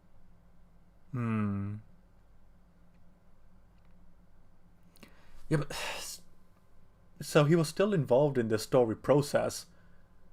Like Yeah. that's the thing. Like, look, as far as we know, it could be like the other two are credited because what if this happened, and this happened? It's still up to the screenwriter to make sense of everything, filter things out, and emphasize certain things and all of that. So, from a structural perspective, it's just a failure. And we're only 30 minutes in. We've still got 2 hours to go. The guy who wrote screenplay, he also wrote comic books, Young Avengers for Marvel Comics. Oh, okay.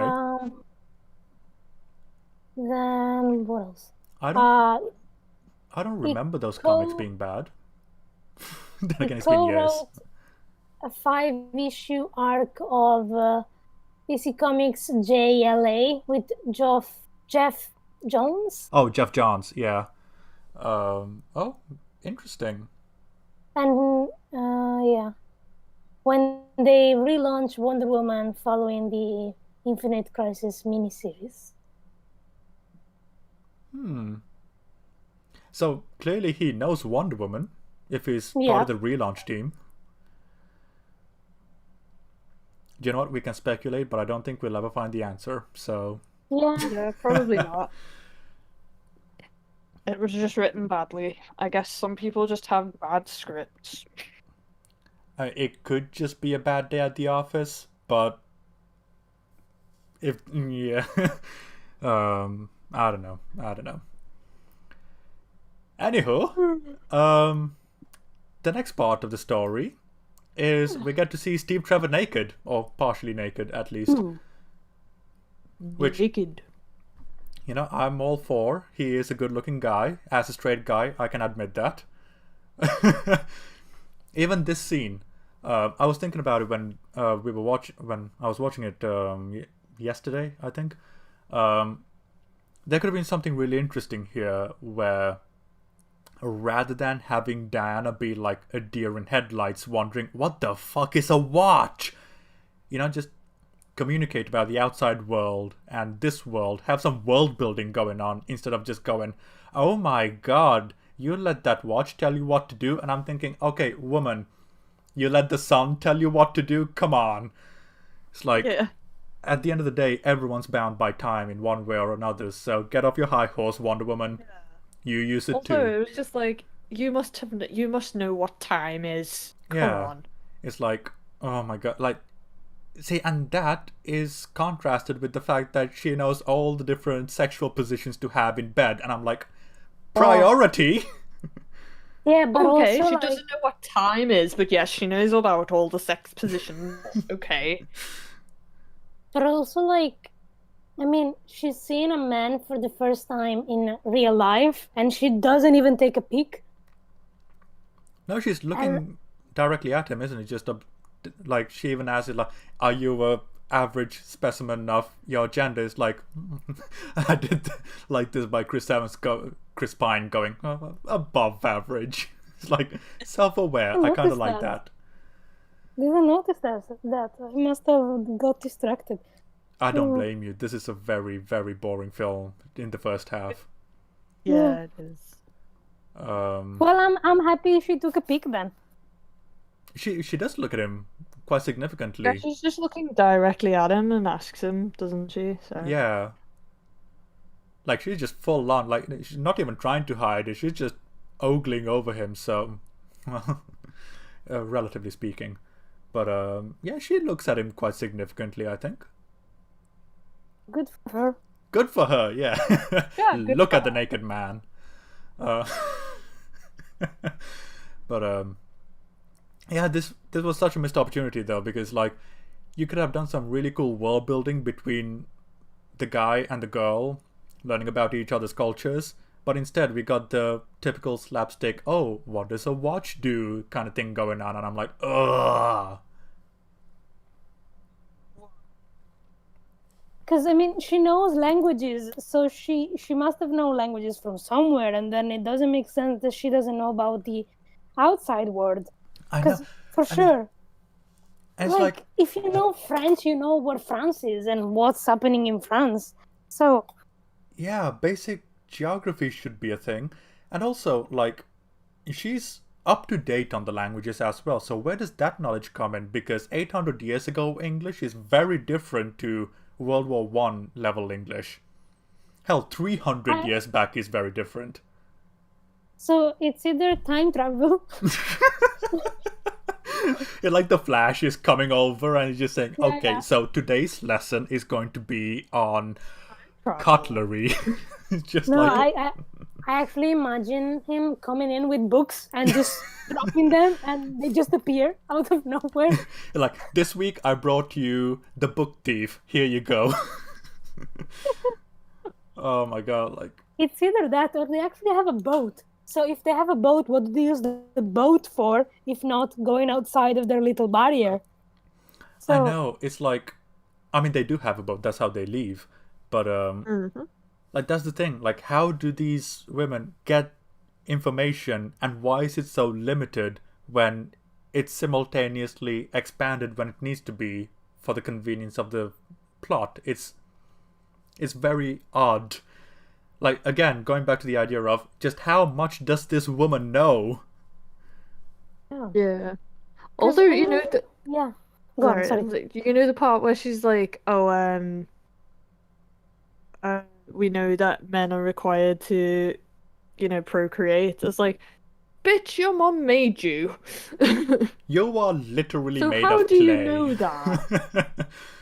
Yeah. Oh, then again, she did read it in a book. Children. That's true. Like, I read it in a book that we need you to procreate, but my mom made me out of clay, so how does that work? Yeah. My fucking hell. But then again, she did need Zeus to do that with, so... Oh my god, it's just... Yeah, it's good. Just like what? But then she also knows, like, in the second film, she's a museum expert, whatever. So Yeah, she knows like, about old stuff. she's an archaeologist, history. isn't she? Like, a Yeah. museum-level archaeologist, so it's like, how... Like, is this... Like, oh my god, like... They're... Because they're so isolated, how are they getting all of this knowledge? Explain! They never do, but, you know. Okay, I They get it. just know. I mean, I get it. Between the first film and the second film, there's some time has passed, and she could have been studying, but you know, it seems like her knowledge is on another level. Yeah, like, very high level. And the fact that... Oh, if this is going into the second film a little bit, but the fact that she never changed her name is...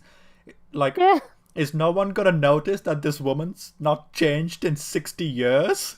Like, it... Yeah. I haven't seen the second movie, but already it just sounds Oh, dumb. honey, it's just the tip of the iceberg. Excited. If this film's bad, oh my... Like, this film's better than the second one, if you can imagine. I stopped watching the I've- second one like 40 minutes in. Oh. So You'll find out all about it for next week's stream, I'll promise you that. Can't wait. But you know what? Like, in a weird way, structurally speaking, Wonder Woman 1 is better constructed, as difficult as it may be to believe. But I had a lot more fun watching the second one because Pedro Pascal is just owning it. Like, he got me through that film.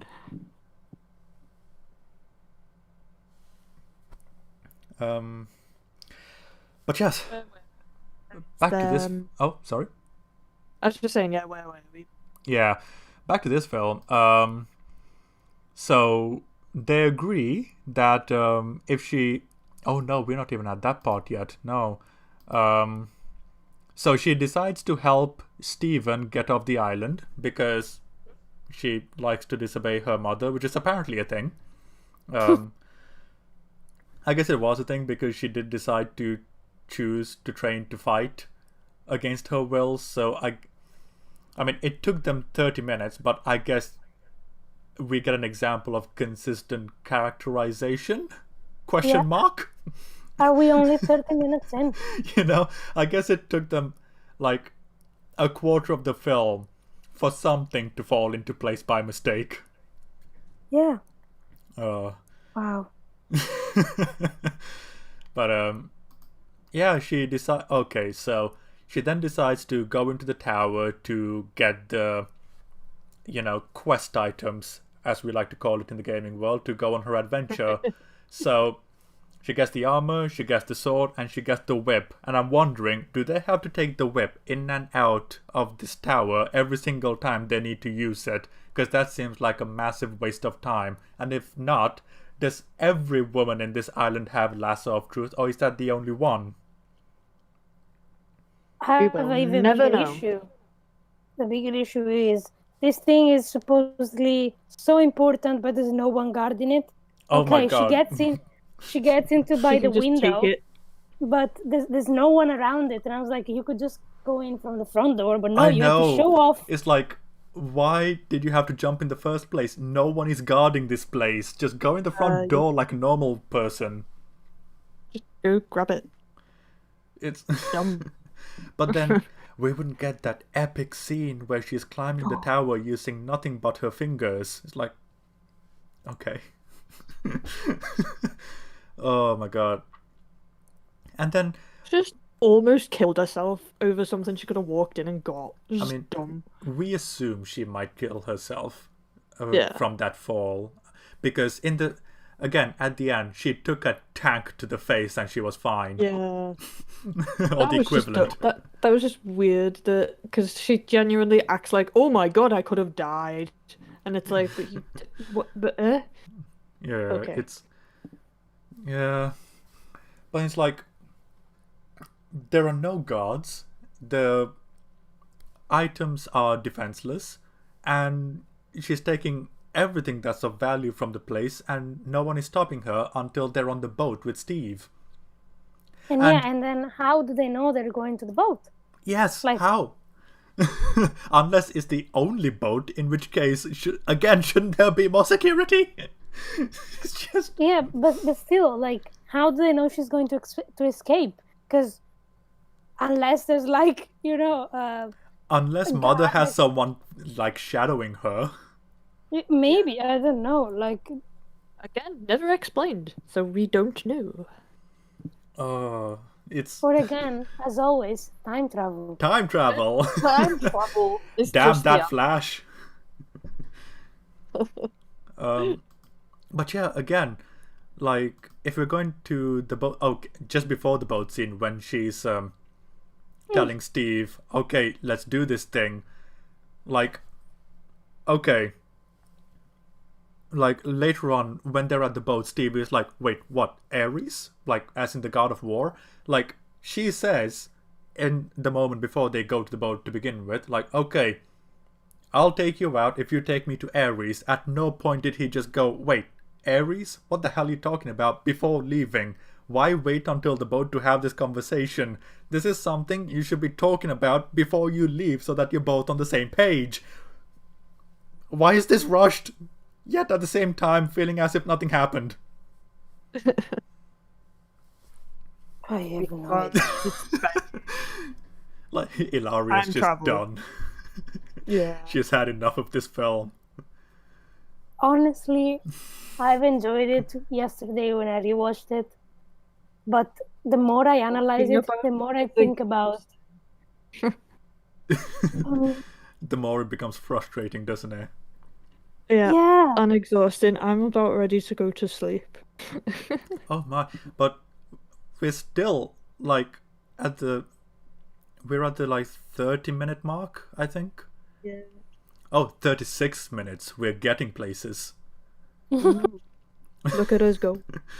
I know, it's so I think we've kind of talked quite a bit about the fact that, oh yeah, the mother, again, conflict, but none of it is actually explored. It's just this is basically how the scene goes. The mother says, you can't go. Dana says, but I wanna.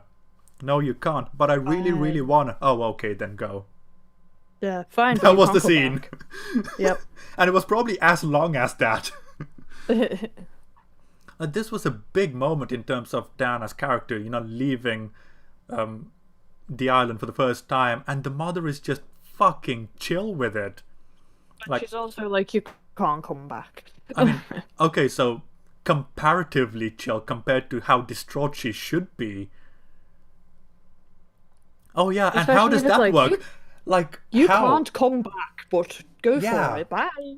How is she not able to come back? Because Steve managed to get in and the German soldiers managed to get in, and if she knows the geography of where it is, she should be able to come back whenever she wants. Is it how? Was it maybe like you're not allowed to come back? No, but then the That's Germans kinda and how I- Steve. That's kind of how I read it, was like, if you go off the island, you're not allowed to come back. That's kind of how I interpreted it. I at this point, I'm just not trying to like. But I do have a thing of time travel again, because I just remembered something that actually could make a lot of sense. So there is an episode of Legends of Tomorrow, which is another DC show, Yeah. in which they bring. So Helen of Troy gets displaced in time, and she's in the golden age of Hollywood, and so they have to bring her back to her own time, but she doesn't want to go back. So they find a loophole and they bring her to Themyscira. So that's the reason why they have a lot of knowledge, because there is an Helen of Troy that comes from the real world that got displaced in the golden age of Hollywood, so learned a lot of stuff, and then is brought into Themyscira in the past though. So that's why they have all that knowledge, because of that episode Time of Legends of travel. Tomorrow. Oh dear. So as again, time travel. No. No. just no. That just no. No. No. You know that meme of Tracy Morgan in the cop car with Bruce Willis just going, no, no, Yeah. no. That's me in my head right now. Oh, Jesus Christ. Just no.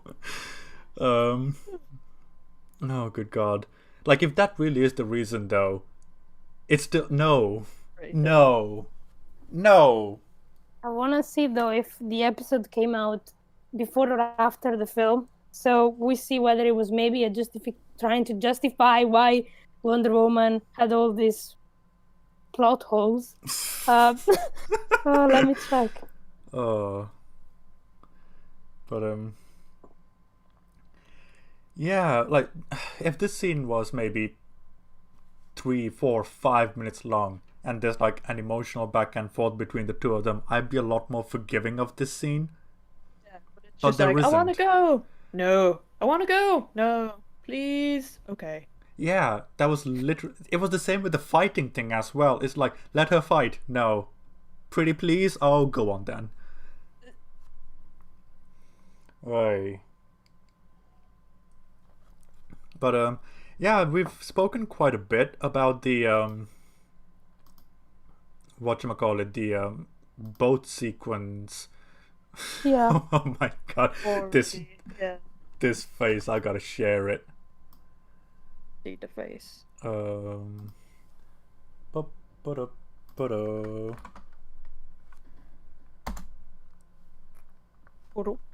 That face though. that face is just the I am done face. Oh, that's just inopportune timing. But yeah. Oh, okay. So this is going forward a bit to the dancing after the big trench battle, where it's like, Oh yeah.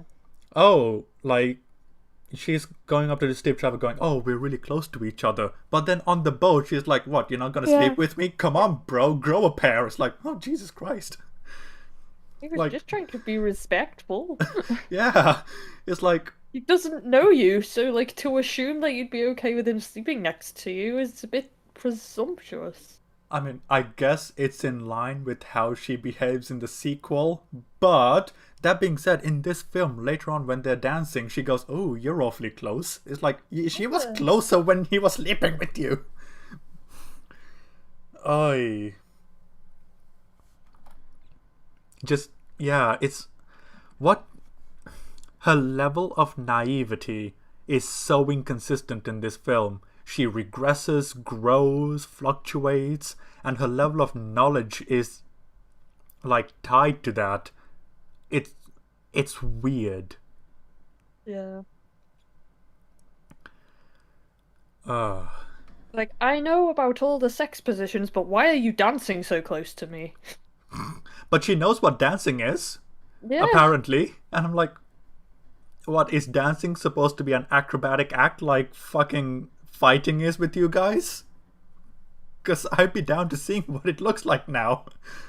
Yeah, I was like, what is her version of dancing? Because she was like, this isn't dancing. And Oh like, my God, what do imagine you if it's guys like- do? Cirque du Soleil. Oh. That would be kind of epic if that was the case. Yeah, definitely. But see, if we spend the first 20 minutes world building doing what we did, what they would do in an ordinary day, or what they do in a festival or something like that, how they do dance and stuff like that, instead of just we fight. Yeah. We'd have context, and it would And be then when really she interesting to says- compare and contrast. Yeah, like when she says this isn't dancing, we'd be like, yeah, because your type of dancing is pretty badass. But Yeah. no, we don't see it. We don't know. We're just like, she's just making fun of us for dancing not the same way. I know. Rude. It's like if we have They a had frame. the opportunity. Yeah, exactly. Like, Yeah. there are so Because many at the different. beginning, Oh, go on. baby Diana is running through the island, so I'm like, they could have just like showed what was going on, like different types, and she was just running through, but we only saw women fighting. Imagine Yeah. if, like, instead of it being during the daytime, what if it was at night and it was like an annual festival or something where people are celebrating, eating different shit, dancing, doing all sorts of different things, cultural overload. But then when she brings up something in the human world, you could go, that's different, that's interesting. We'd have a point of reference, we can call back to it. And that would have taken like 5 minutes of screen time instead of 20. Yeah. Oh, like, I hate the fact that we're thinking of a better version of this film, because it makes me sad that this is the version that exists. It's like, oh. Did you manage to find what you were looking for, Ilaria? Yes. So the film got released in 2017. 2017 in Yeah. May. The episode got released in November 2017. So the episode was released afterwards. Yeah. Either way, though, if it was Wasn't before just- or after, it would still be. If it was related to the film, which I don't think at the time, because it was only very recently with Ezra Miller where they decided to merge everything. Yeah. So even then, it would have been a separate continuity altogether. But then, if they were But- trying to link it, it's a pretty piss poor attempt at linking it. Yeah, but I have to say, like, Legends has got they like taking the piss of other shows and other films and stuff like that. So it's I don't think it was in any way a link to the film, but it was a reason I could find to why they Okay. knew stuff. Fair enough. Yeah. It's... That would just bring up a whole other load of issues, because do they flip-flop through time in Themyscira? And, like, what if Steve Trevor landed when Diana was 4? Like, how much of a different film would that have been? No way. Well, Someone uh-oh. else would have had to go instead of Diana. Or maybe he would have just Yeah. gotten executed on the spot, because they would have been pretty hardcore about that. The Oh, thing I like about Legends and their version of time travel is that they don't give much of a shit about how imperfect it is. They just roll with it, and it's just to have fun. So Kinda that's like why X-Men. I like that show. Yeah. Oh, fair enough. So yeah, we have this funky moment with Diana and Steve, and they talk about fucking varietism. And then we go off to General Ludendorff. And this is something I absolutely hate about films the more I see it. Can we please have a villain that doesn't shoot his subordinates for no reason? Yeah, Please. I mean, it's like, look how evil I am. I shoot my own people. It's like, we get it, you're evil. But, Like, that even- doesn't make any sense. I know, like, at least when Vader did it, it was because they failed him He one was too many pissed. times. Yeah, You know? he was... Like- it was because he was pissed. Like, this guy just seemed to shoot his subordinate for the sake of it. Yeah. It's like, I haven't eaten or slept in 3 days. Bang! It's like, oh, Yeah. okay. Sure. Like, I feel Like, sorry okay. I feel sorry for the actor as well. Was it Danny Houston? Like, he was in X-Men Origins Wolverine, and he must have thought, finally, a good comic book film. I'm like, oh, when you really think about it. Awesome. I'd probably watch X-Men Origins Wolverine over this. It's a lot more fun. now that I think about it. Yeah, I just don't watch the Deadpool part, and it's fine. Yeah. Anyway, um, so here we get a little bit more of Dr. Poison, and they're talking about making different types of gas, which is great. And she makes the DC equivalent of the superhero serum overnight because she just could. And I'm like, what the fuck just happened? Reason. Yeah. And then, like, Danny Houston shaking his head violently with the camera going apeshit was kind of funny when I watched it this time. Yeah. Because, like, oh, there's this really intimidating scene, and there's just me laughing at it, going, ha! But yeah, it's like, okay, so you made this superhero serum. Why just give it to Danny Houston?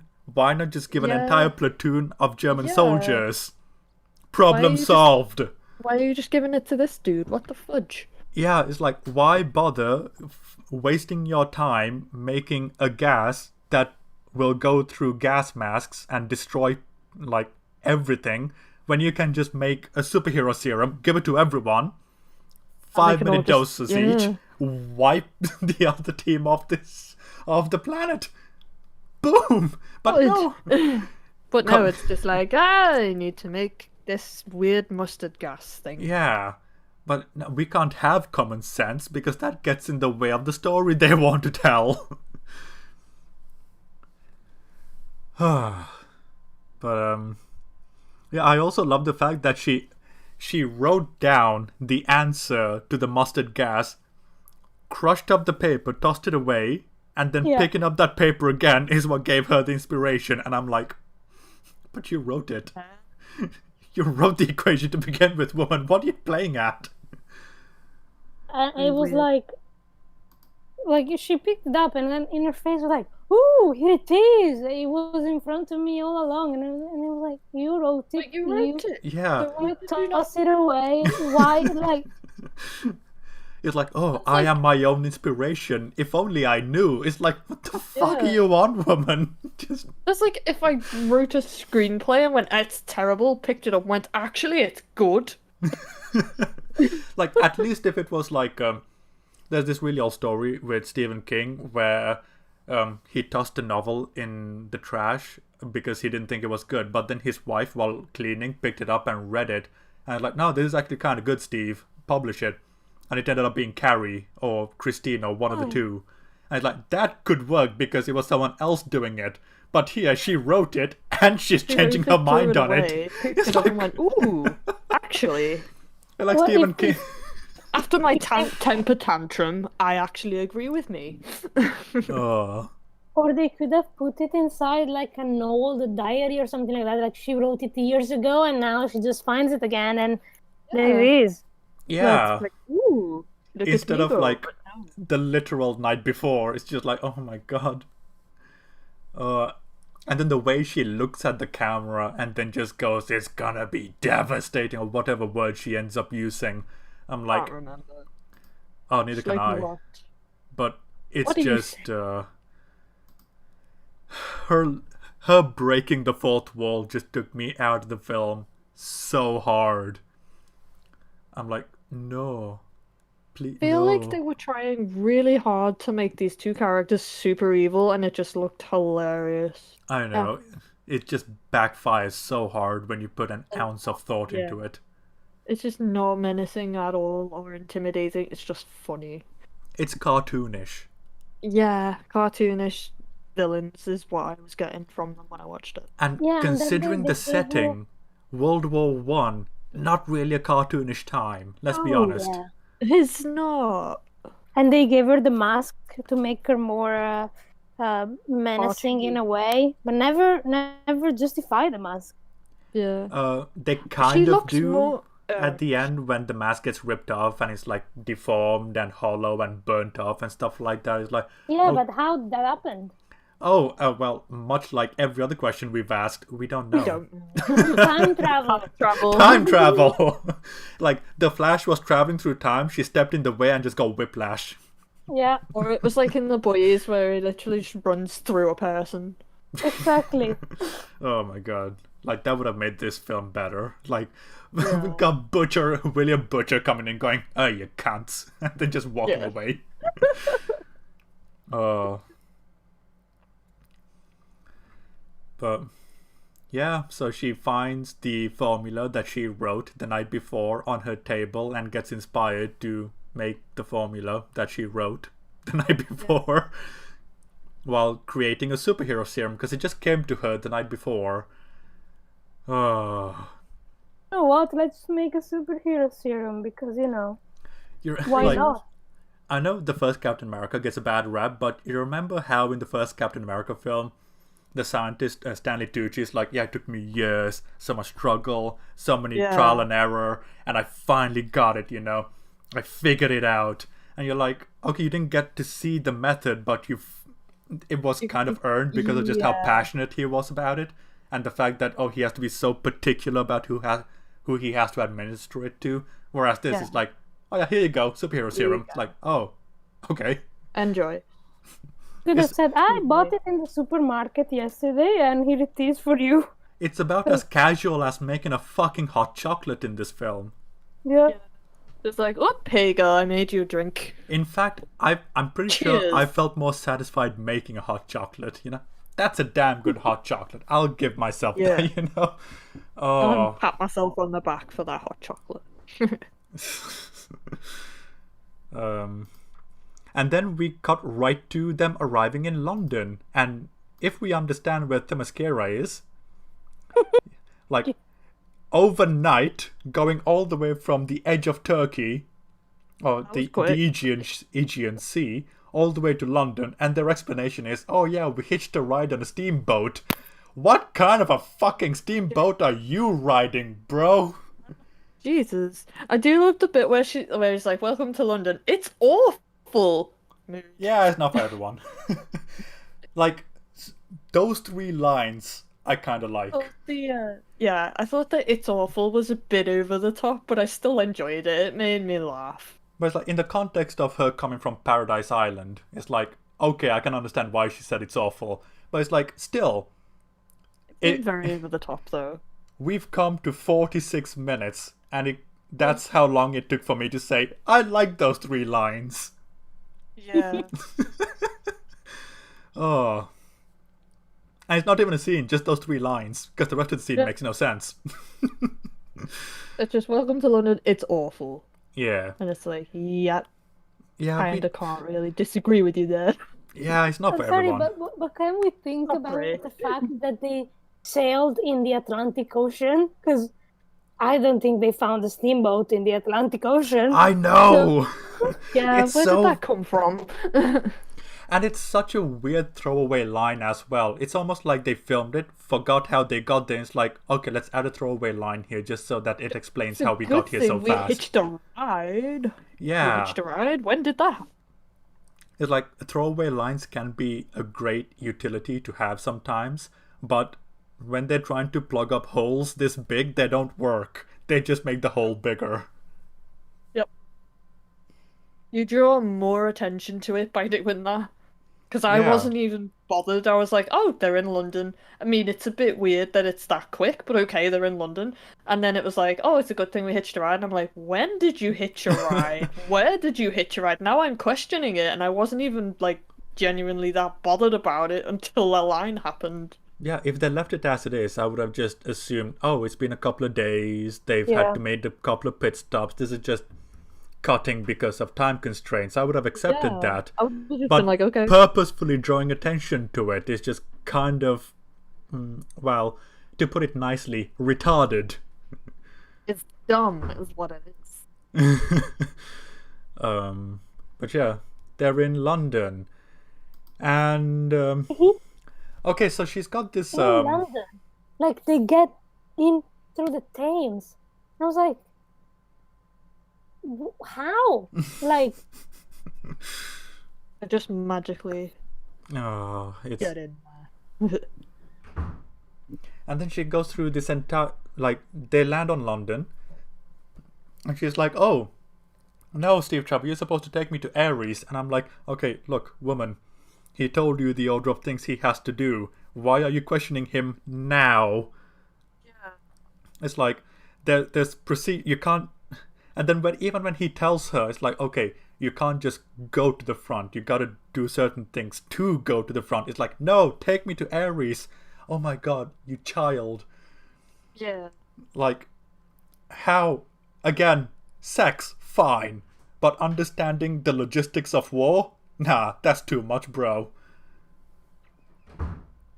Yeah. Sorry about the banging, by the way. Neighbors are being shite. They're probably nice people, but I've never met them, so who knows.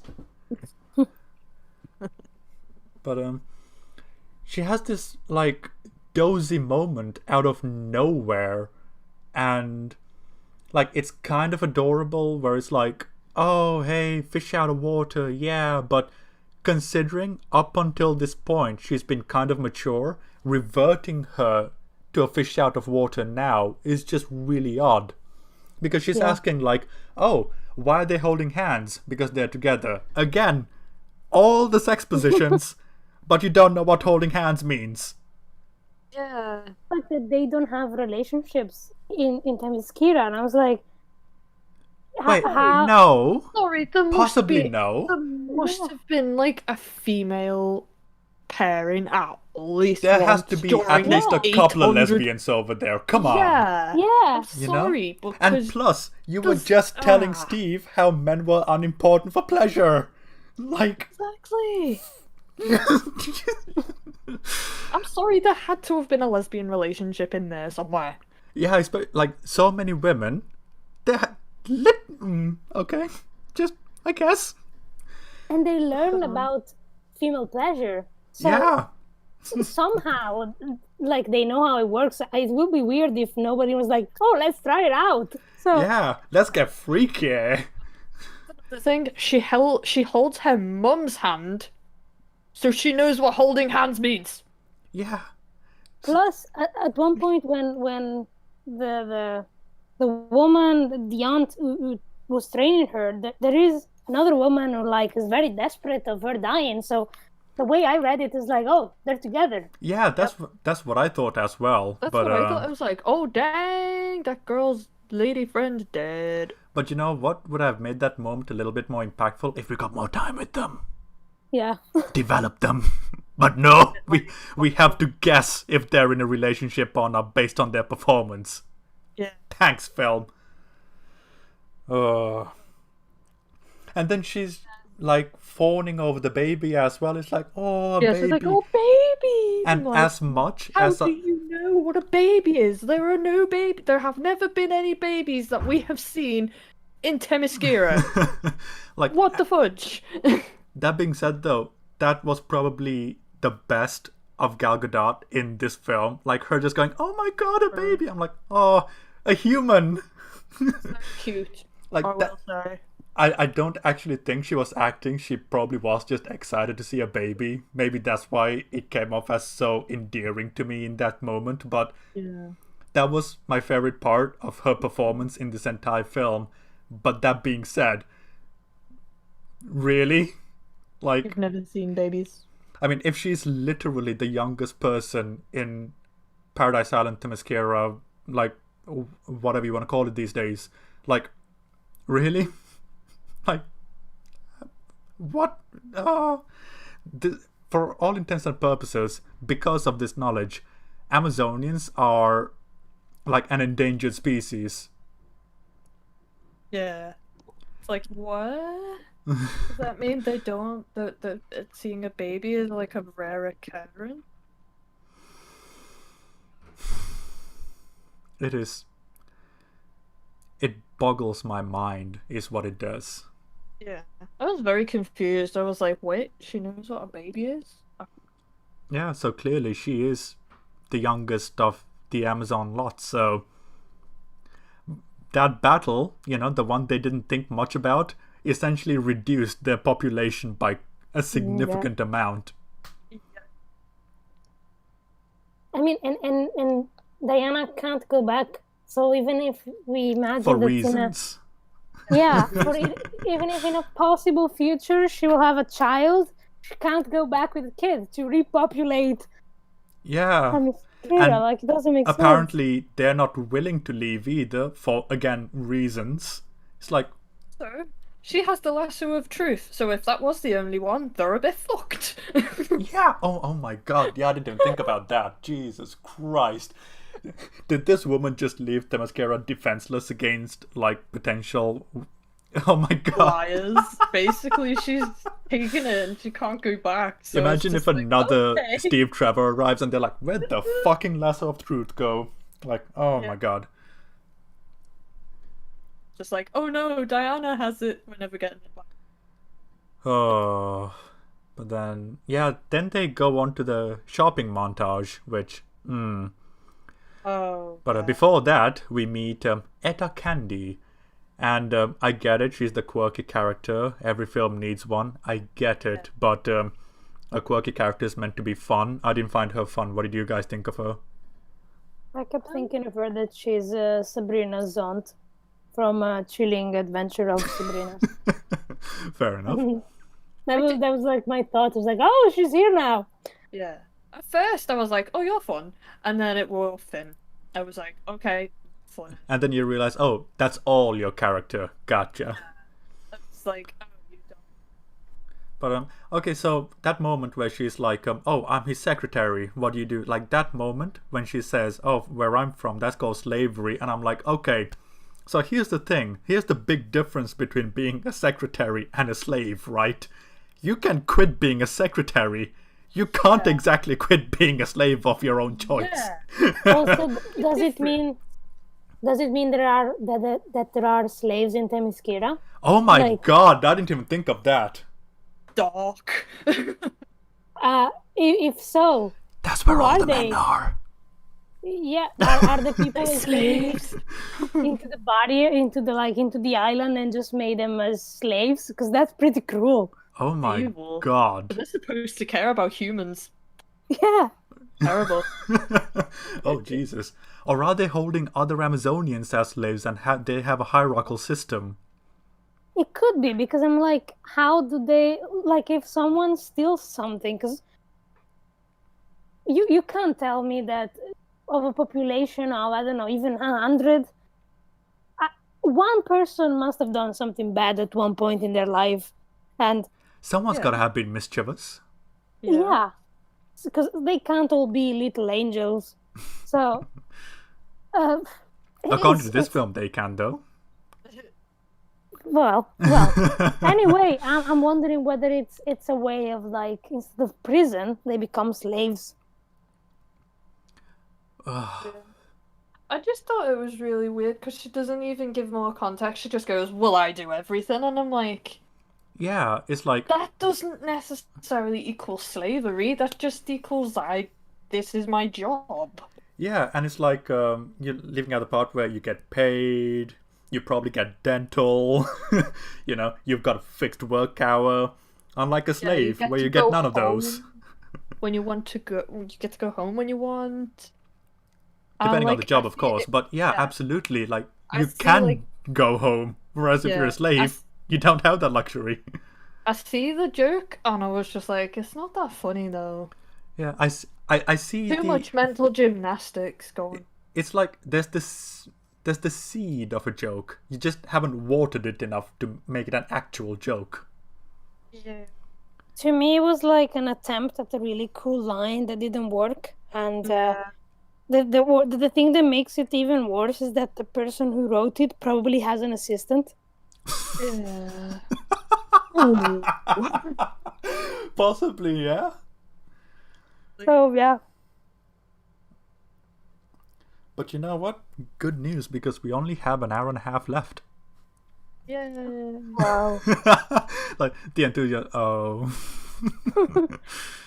But this clothing montage, though, again, I get what they were going for with the You're fighting it. yeah, how do you fight in it? And oh, she's so different from the rest of us. But okay, so here's the thing. He's not right? like the other girls. So Amazonians, I'm sure they've got a fashion. They must do, because the queen wears something different. Her babysitter wore something different. She wears something different. So clearly they've got a sense of fashion of what is battle wear and what is casual wear. So Yeah. this montage makes no sense. Like everything else. Like, of course you're not supposed to fight in it. It's supposed to be casual wear. Yeah. That being The said, though, only her thing- final outfit, I was like, just like, oh my god, you're beautiful.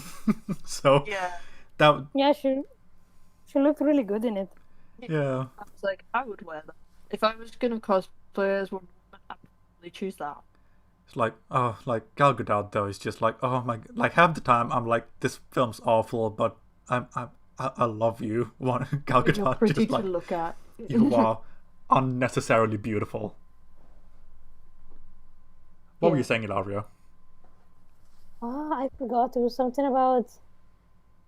Oh yeah, the thing like I thought that montage was more of like let's have a clothing montage because we already have a costume as a superhero, so we need to have a clothing montage for something else. Because usually, like in a superhero film, there's like where they choose the costume and they try a different version of it. Yeah. So that could be a reason why they decided, oh, let's have a clothing montage. I mean, you can't even. I don't even think that's a superhero thing because, like, if we go to Marvel, Iron Yeah. Man slowly develops his costume. Thor naturally has it. It's his battle armor. Captain Yeah. America, it was initially publicity, and then they slowly developed it into combat material. Black Widow, spyware, which she probably had to develop. So all of the costuming over there and the way they develop made sense in the Marvel universe. But over here, it's like, it's almost, and it's a very jarring shift in tone as well.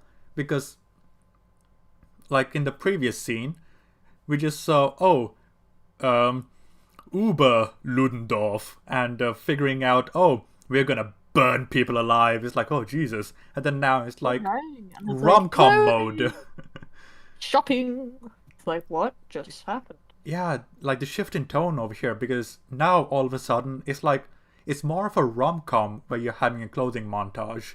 You know, it's like, yeah. oh, picking out the perfect outfit and shit like that, whether you're a guy or a girl, and doing all sorts of those kind of things. And like, if this scene was cut, nothing would change.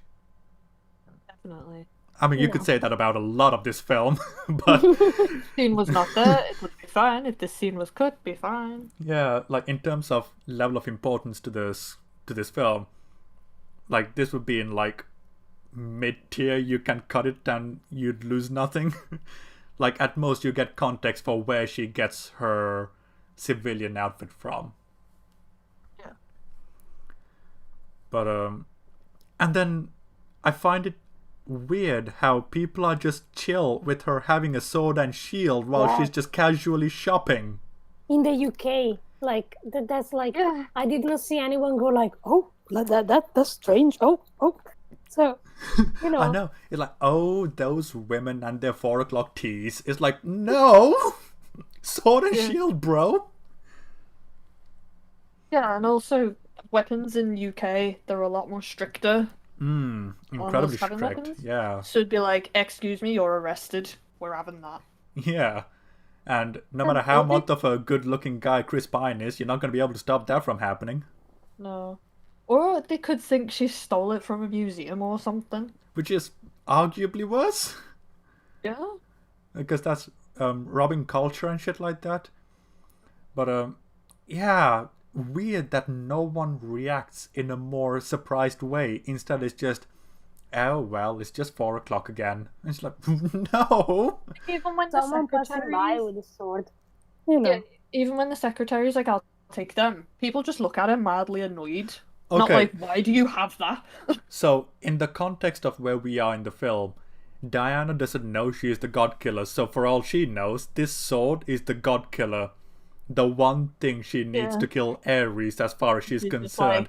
There And you she go. is like, hello person I met 10 minutes ago, look after these things. I'm like, what? That's like the equivalent of Iron Man giving his arm to someone he met 10 minutes ago and saying, look after that for me. It's like, I'm sorry, what? Excuse me?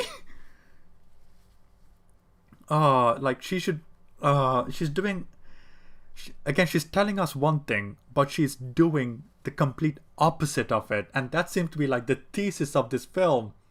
Say one thing and do the opposite, which is fucking weird.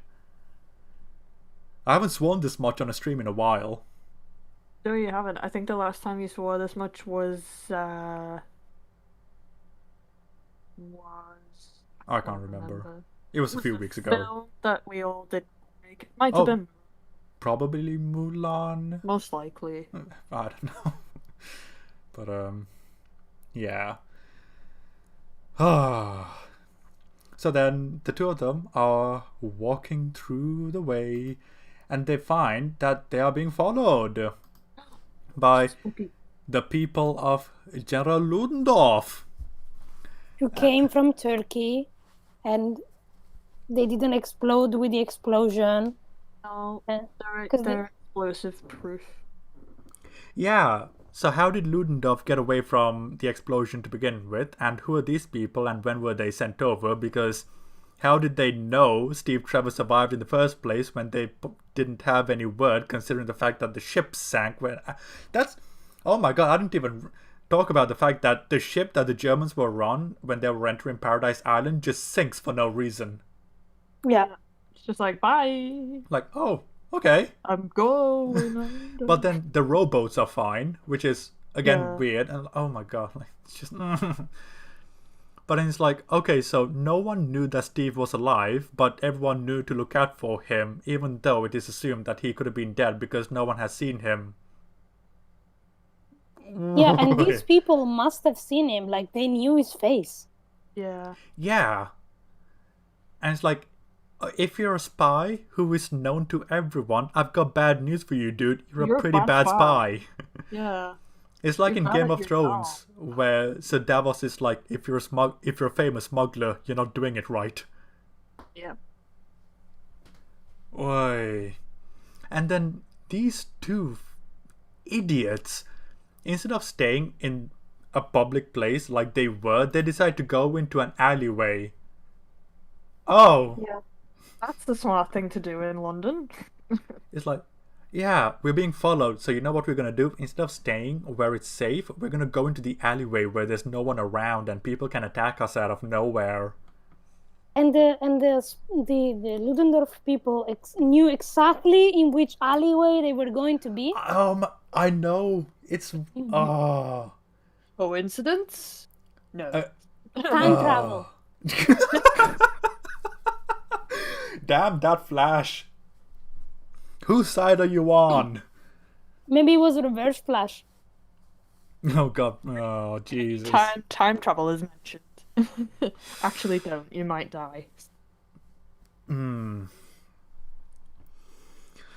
yeah, okay, so I get that there's a thing even in the comics and the original Wonder Woman show with Linda Carter and all that, but I am not a fan of the fact that her bracelets are the only things that are bulletproof, and she just kind of magnetizes the bullet to her gauntlets without really thinking about it.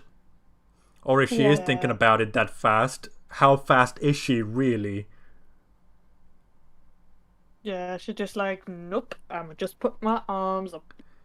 Because, like, she's got to be able to predict the trajectory of the bullet, move, know where the next bullet is going to be. Like, there are so many things to think about when it comes to a gunfight, and you've only got 2 greaves to block with.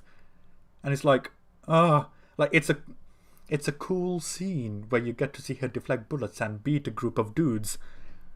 But when you think about it, it's like, holy shit, Wonder Woman, like, how fast are you, really? Yeah. But also, it's like the woman saw bullets for the first time, 3 days ago? Yeah! And So this how is does something... she know she can block them? And this is something that she has seen has the ability to kill Amazonians. Yeah.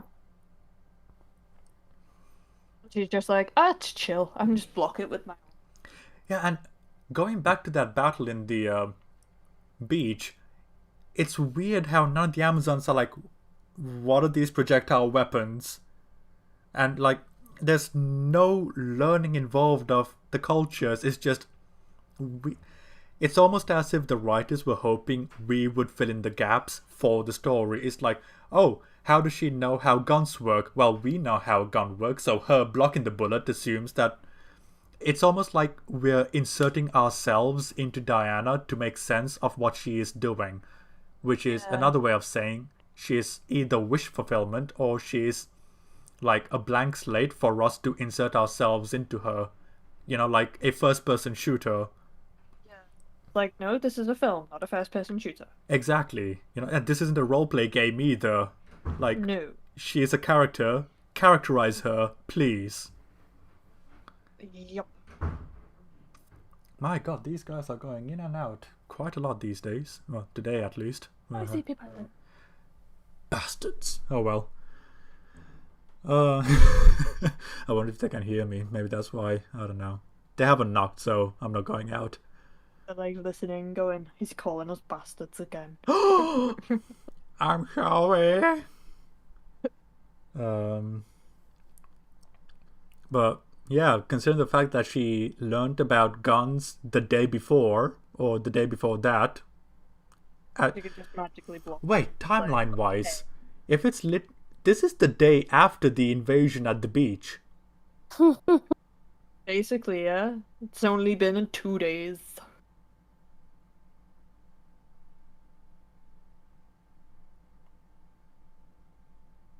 Yeah, I'm sorry, I'm just kind of stunned by that. Yeah. Oh. Fast travel. They loaded up the menu, right? I want to travel to London. A day late. It takes a day of loading to load in the assets for real world graphics. Oh my god. Right, so they defeat the Ludendorff people and they go over to the War Council. Yay! And okay, so I get it. At the time, women weren't part of the War Council at the time, but beyond that, what's more important than a woman being in the War Council is the fact that someone that none of these people know is in the War Council right now. Yeah. Like, that's a bit more worrying. Like, never mind she's a woman. She's someone you don't even know exists and she's just casually strolling in and listening on you guys. That's not cool. Because it's like, she could be a spy for the other side. Yeah. And even after that, when they go outside of the War Council and Steve Trevor is like, look, we have information on what's her face and here's a diary of her notes, and it's like, no, the focus is still on why did you bring a woman here? It's like, do you understand what you're holding in your hand, you fucking idiot? Oh, the order of priority, like, I get what they're trying to do here. Oh, sexism in the workplace and shit like that. But when he's holding something that could change the tide of the war, let it go. This one, like, yeah. Address the woman issue another time. Figure out what the book says first.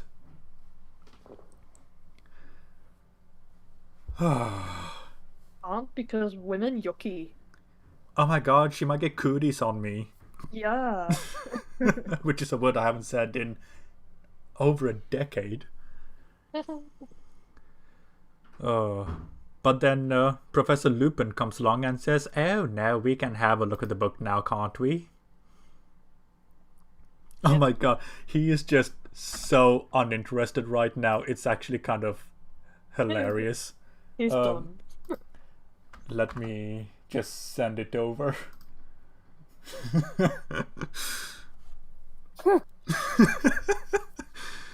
But yeah,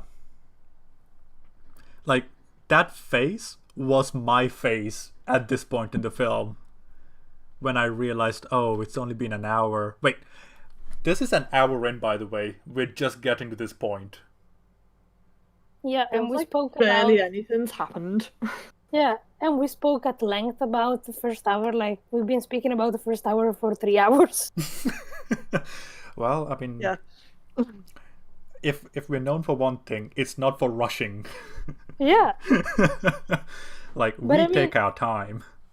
fair enough, because this is fun. Like, it's frustrating because of this film, but it's fun because it's like deep diving and understanding how little sense this film makes in so many different ways. Yeah, Yeah. absolutely. And it's great talking about it with two other people because you're like, oh, even I was like a couple of times, I didn't even think about that. Like, Yeah.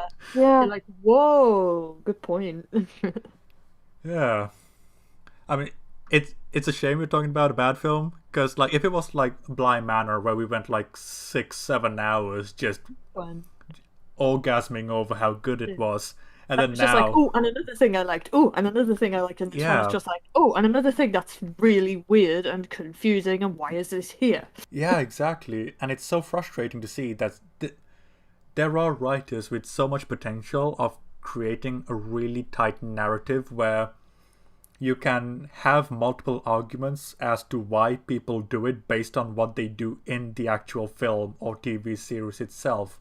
Whereas here, we're just leaping over to maybe it's the Flash with time travel. I don't know. yeah. Yeah, like it's good to have some things to speculate over, but like when you're speculating over literally everything, that's not good. Or maybe you can speculate over everything as long as there's evidence to support your argumentation. Whereas Yeah. over here, you're like, maybe, It sorta, could be this, could it could be. be that. But then it can't be because it's contradicted there. Oh. Yeah. Yeah.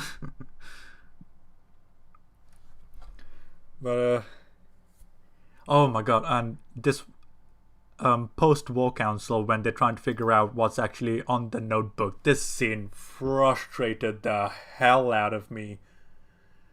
Because like this is just evil general because oh he's evil and doesn't care about the soldiers, and I'm like, no, you could have had such an interesting conversation because like if we go back in time, all the way back in history, the generals are incredibly well protected because depending on whether they survive or not could seriously impact the morale of any army, especially if they're a really intelligent general that is responsible for a lot of victories.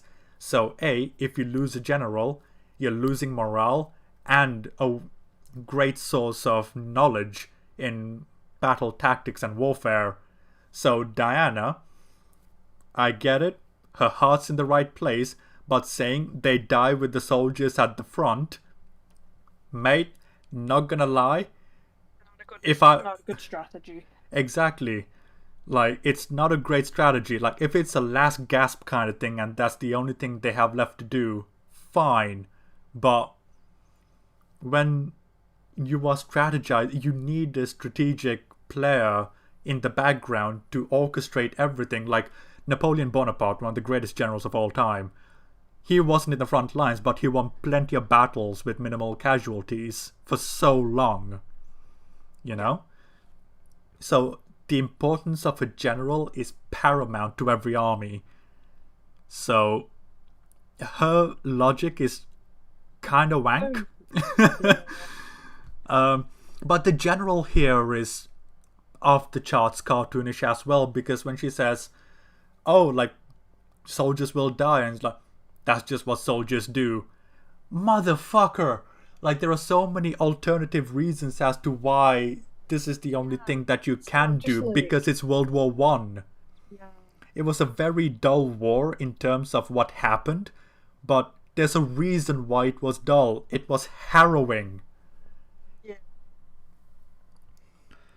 Oh, That's just what soldiers do. It's like, no, I'm sorry, they're not there just to die. They're fighting a battle. Of course they're gonna die, but it's not literally all they're there to do. Exactly. And they could They're have there been to gather really... intelligence, they're there to do other stuff. It's not just fighting, it's all sorts.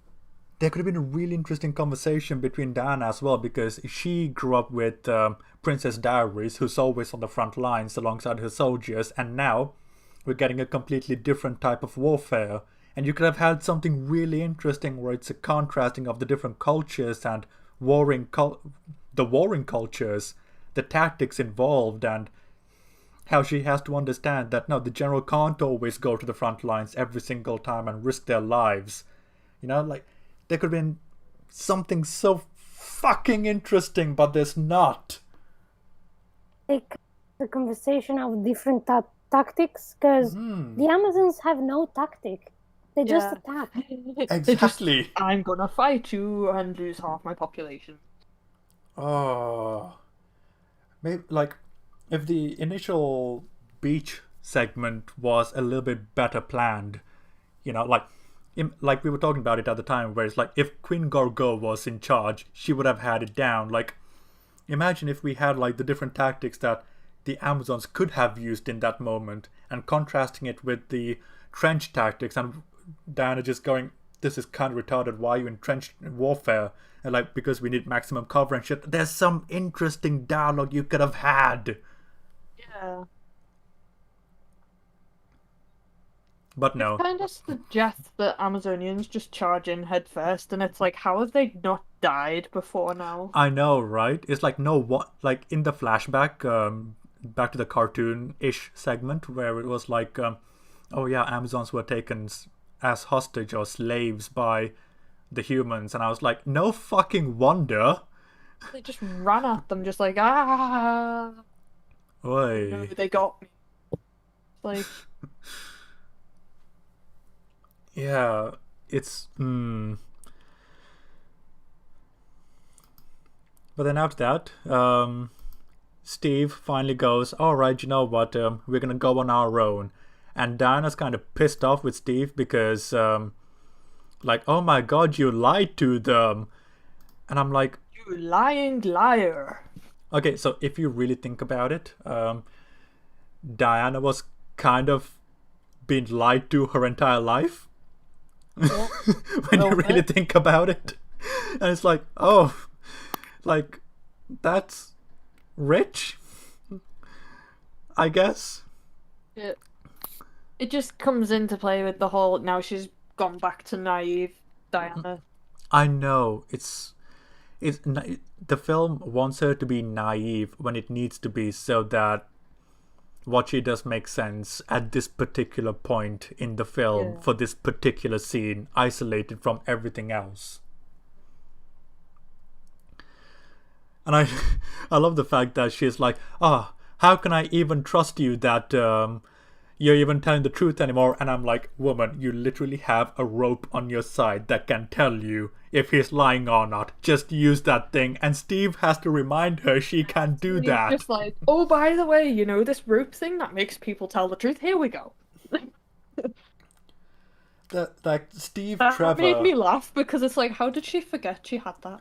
I know, it's like Steve Trevor has to remind Wonder Woman about what powers she has at her disposal. It's just, it's... yeah. You gotta laugh or you'll cry at how bad this movie is. God, absolutely. Good news though, we cracked an hour. Yay! We're at 1 hour and 28 seconds. We've got an hour and 10 minutes left. And again, literally nothing has happened. Oh. There's been a beach fight. There's been a travelling to London. There's been a general being all, look at me, I'm evil. I mean, when you really think about it, what are the significant events in the first hour? We find out there's a poisonous gas being made. Diana's part of a warrior tribe. Steve comes in and Diana goes with him. I guess we can make 2 points out of that one. And they're in London. Yeah. 5 major plot points in the first hour. Like 5 major key events have happened in the first hour. That's actually kind of shocking. Yeah, I remember while watching it, I kept thinking, okay, now the real, like, the central plot will start, and it never started. Like when did yeah. Yeah, and then it starts at about the 1 hour and 10 minute mark when they first meet the French guy.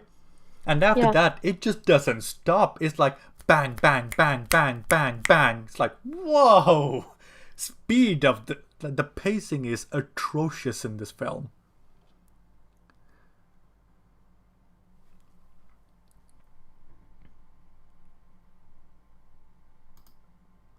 So yes, next we Sorry. meet the French guy. French guy. I liked him. I did Yeah. too. It's just a shame that that was it. He was just the quirky French guy who knows a lot of languages. He never became more than that. He was just a caricature. I mean, he Yeah, had and that. then Go go on. on. You first. No, I was about to say that then, like, he's like, it's like the team that helps them, but like they're very, very side characters and only they're maybe the more interesting characters, and we never get to learn about their backstory and stuff like that. Absolutely. Like, there was this one moment after the trench battle where he was like, I wanted to be an actor. And I was like, ooh, character. It's like, but I was the wrong color. Okay. Theme. Got it. And that's the end of this conversation. And I'm like, oh, that was it. You're not going to explore it more. That's all the character you get from this guy. Yeah. And it's such a you're not shame. you're not gonna have Diana like go, huh? Yeah, Because she's supposed to be naive about these things, and it looked like from what I saw, all of the women on the island were white. No, They there were- were of various Were they? quote unquote races, yeah. Okay, yeah. Like there were a That few Afro based Amazonians and the like, so there was a mix. There's like, though, maybe she's never heard of the concept of racism because obviously everyone's treated the same Yeah, and on the island. So that could have been really interesting for her to be like, wrong color, huh? yeah, it's like, whoa, that's actually a thing over here. And it could have been like, yeah, man, like, and you could have had a really interesting conversation between her and French dude talking about race for a little bit, getting to Yeah. grips with, holy shit, like, yeah, this war is going on, but you guys do it to each other in home soil as well. Like, that's kind of fucked up. Yeah. And I mean, it feels like, why did you bring that up if you weren't going to address it? I hate it when films do this. Like, oh, we have this topic, we're going to throw it in there and just never address it properly. Don't put it in there if you're not going to address it at least a little bit. It's Chekhov's gun. Don't put it unless you're going to use annoying. it. But even also, the other guy, like the one played by the Scottish. Ewan Bremner, the sharpshooter. Yeah, I mean, the guy was kind of shell shocked, and that would be interesting to. Yeah, to- like a soldier going through Yeah. PTSD in World War One. How interesting is that? But literally, if you cut him from the film, nothing would change. Yeah, and even like the chief, I was like, that's interesting. Like, Yeah. what happened? Like, how is he there? What is his backstory? And we got nothing. Yeah, instead we got the general we live in a society moment where it's like, yeah, my people were hunted by his people. It's like, oh, this could lead somewhere. And then it doesn't. And I'm like, oh, okay. Never mind then. Like, these are the building blocks of characters. These aren't even characters. It's a collection of just- character this is a- traits. Yeah, this is a thing that happened to me. Ta-da. Yeah, and that's all that's going to define me. And they even set up the French guy as, okay, he's the talker, he knows multiple languages, we're going to be able to go undercover and all sorts. He doesn't do shit. Literally, he demonstrates the fact he knows different languages with the back and forth with Diana, and then he never uses his language skills or anything else like that to help them.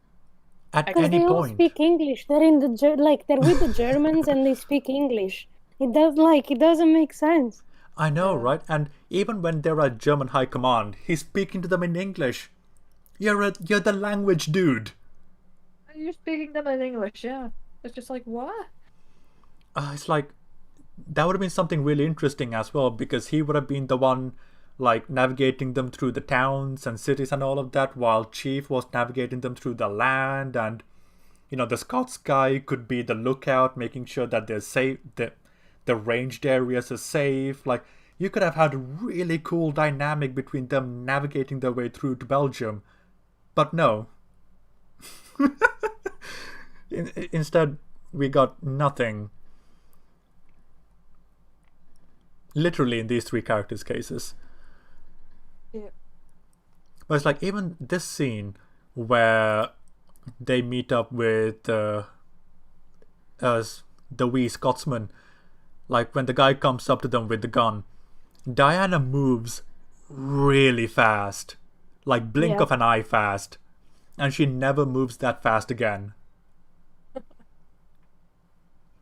Maybe it was the Flash who moved there. The Flash possessed her for a Just moment. came in and was just like, You know, he he knew pushed her. that. Oh. He traveled back in time. He grabbed her. He moved there, and then he traveled back to his own time. But you know what the French guy says? The fourth line I really like in this film, which is, I am both terrified and aroused at this moment. Yeah. And I was like, haha. Yeah, me too. That part got me. And then Professor Lupin comes in and tells them, oh, hey, you're short on money. Coincidentally, I am willing to fund this operation. And I'm like, oh my god, yet another thing that happens out of coincidence. Yeah, I'm just like, oh. That's convenient, isn't it? I know. And he's like, oh, Ooh. bless you. Bless Okay. you. Oh no, I think I'm gonna sneeze again. Ah. Okay, never mind. Do you ever get that when you're like, I need to sneeze, but you're like, nope, it's gone. Yeah, All plenty the of times. time, yeah. So annoying. Anyway, back to the film.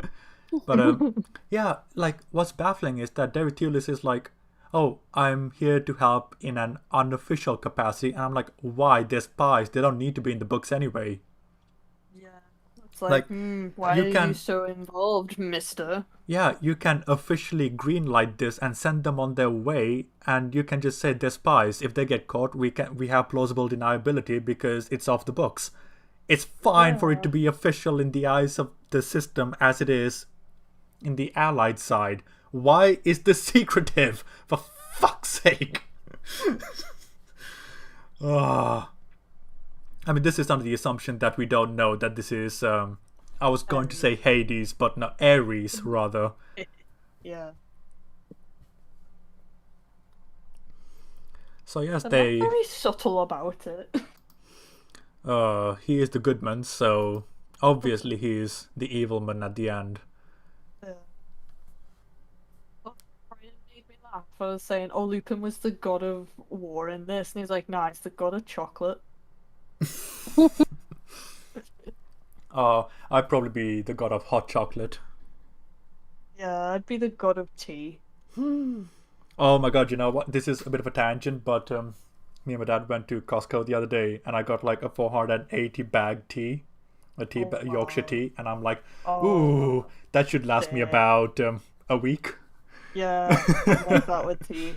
I run out of it very quickly. Yeah. It's like a huge bag of Yorkshire, and I'm like, I am happy for life. But yeah, Yorkshire tea anyway. is good, though. To something a little bit more depressing, this film. So yeah, and that's literally all that happens. Like, this is a pretty significant scene where they spend the better part of, let me count. So they start at 1. So that's a 5-minute scene, and they spoke to 2 people and got the go-ahead for a mission, and we've learned nothing in terms of character or motivation or desire or anything. It's all plot related, which is really weird, or rather plot point related, where it's how do we get to the next plot point fastest without concentrating on how to develop characters. Because Yeah, basically. we know nothing more of Steve, we know nothing more of Diana, and we just met French dude and the Scots dude. How I would like to be able to write a film as bad as I know, right? It's like you almost have to try to write something this bad. Yeah. I mean, I am no writer, but I have confidence that maybe I can write something a little bit better. Yeah, like You could absolutely.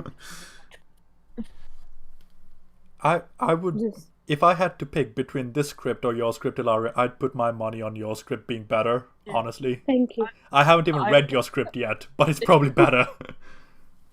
To argue, my 7-year-old son could probably write a better script than this film. uh, but yeah, It takes a whole level of skills to be able to write something like this with, like, how it's the job of the screenwriter to know to have a story that makes sense with the backstory and there Yeah. are no holes. It's like, did this person not study, how to write narratives? like that's why I say like this has to be a vomit draft with no planning. Like a first draft, no prior planning whatsoever. First idea that comes to mind is what you write down, which is how some people write, because everyone has their own way of starting a script. But this has to be Kind of how I that. do it. Sorry? That's kind of how I do it, but I don't like when I'm done. I don't go, oh, I'm done. Call it a day. Yeah. Like, I have to go back and edit it. yeah, that's really interesting because I'm one of those people where, I spend more time planning than I do writing because I get all the chinks out of the armor as much as possible in the planning stage. That way, when I write, I'm confident it makes sense to begin with. Fair. It just, for me, I don't get anything written. Otherwise, I spend so much time planning and planning and planning, and eventually I just get to a point where I don't feel confident enough to write. So I'm like, I need to write something, and then I can fix it. Yeah, it just depends on how your brain is wired. Ilaria, when you were writing for university, how did you end up going about it? Even after university, like my own little projects, I usually just do a mix of the two. I try to plan as much as I can, either on paper or in my head, and then I start explaining the idea to someone or even to myself out loud. And as I go, I kind of come up with stuff and I was like, oh, this makes sense, this doesn't make sense. And I go on like that, then I write it, then I go back and edit it. It's a bit of the two. Yeah, that's a good way of doing it as well, because if you have someone to bounce ideas off of, when you vocalize it, you notice things that you didn't when you're just thinking about it, so that really helps. And plus, if you've got someone who is very, very just blunt about the criticism, that's really helpful as well. Yeah. So yeah, that's your first lesson on writing 101, people. Stay tuned to next week till you get to the second lesson. So yeah, now that they've got Scots dude and French dude, they're traveling to France/Belgium across the waterway. And on the bridge, they see a lot of wounded people, and I'm like, this is World War One. It would have been a lot more horrific than what they're showing us. Let's be honest. Yeah. Like, this was a very neutered and watered down version of the injuries they would have actually had. But now we got the soft music and the slow motion to tell us that, oh no, it's actually kind of horrific. Oh, I mean, it is, don't get me wrong. It is, but this is a very watered down version. Yeah. It would have been way worse. And then she was like, when Steve tells her about Chief for the first time, it's like, oh yeah, he's a smuggler. And it's like, a thief, a liar, and a smuggler. Like, three very derogatory, quote unquote, professions. And I'm like, okay, look, woman. That's the nature of a spy. You kind of have to do those things to do a little bit of good as far as your side of the fence is concerned. You can't always be honorable. And that could have been a good point if we were going with the naive thing. But nothing is built on it. Yeah. She's Oh, just like, oh, you lie and this and that, and basically judges.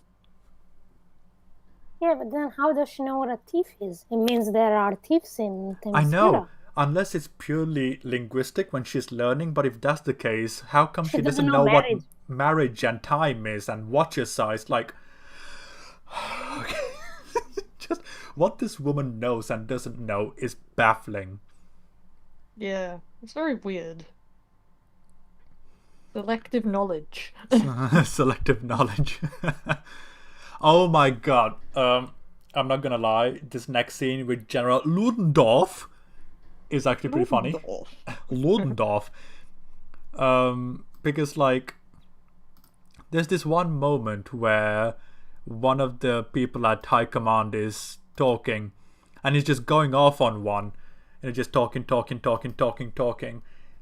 and then In English. yeah, in English.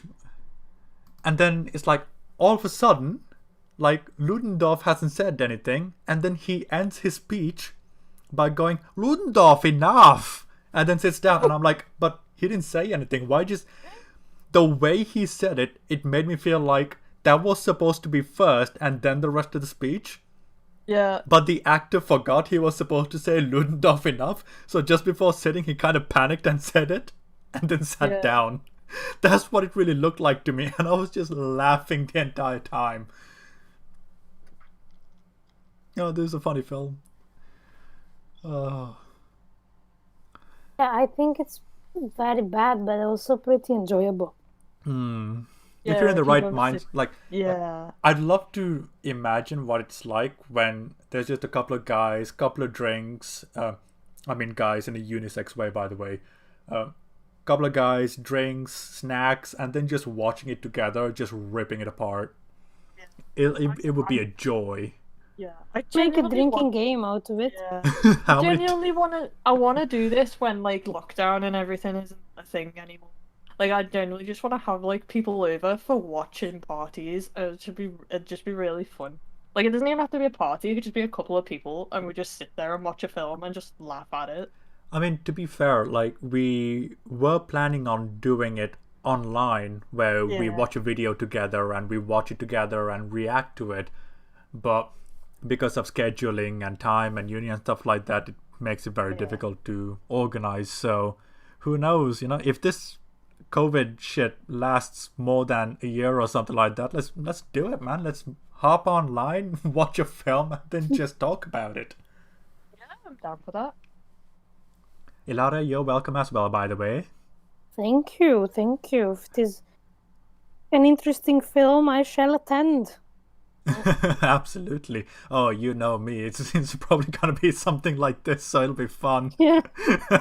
Yeah. Oh, it might be something good. Who knows? It all depends on the mood, after all. Yeah. But yeah, this is also the scene where they decide to kill everyone in German high command, which is a very smart move. I'm sure we can all agree. Totally. I mean, Ludendorff, his logic is, okay, if we kill the leaders of the army, we can keep fighting. And I'm like, no, that's not how it works. And it just goes to prove, Ludendorff, you're a bit of an imbecile. How do you rise to your ranks? Did you fail upwards? You fucking idiot. Just Probably. sniff your smoke, get high, and stay away from the command center. That's all I gotta say. Yeah. Just take your drugs and get out of here. Oh my god. I mean, And then, that's the other thing. It takes the drugs, but it doesn't do anything with them. Like, Yeah, it's like I have this drug. I am superhuman now. I'm just gonna. yeah, I mean, chill with imagine if he brought up the drug during that meeting with the general, with the German high command, where he's like, look, we developed a superhero serum. We can win this war. Give us time to produce more. It's like, oh, but the amount of lives we're gonna lose, and it's like, okay, sniff it and tell me it's not worth it. Yeah, You could like, have here done you something go. with it. Check it out, or like, look what it can make me do, and then he just smashes the table and is like, ta-da! Yeah. It's like it increases all of the human abilities. It's like, ooh, we need more of that, Like, Yeah. that could have been a great way of extending the war. But no, instead, let's kill all of them. and the cartoonish thing they do afterwards is just like, oh. They threw the gas mask in there, and I'm just like, why did you do that? That's just absolutely stupid. And the woman is like, you know the gas mask doesn't work, and then he just goes, yeah, but they don't know that. And I'm like, oh my god. Do like an evil laugh, and I'm just like, what Saturday morning cartoon are you from? Tell me so I can stay away from it. The way it reminded me of Team Rocket from the Pokemon. Oh my god, Team Rocket. God, yes. All they were missing was Meowth. Yeah. yeah. Oh, that is funny.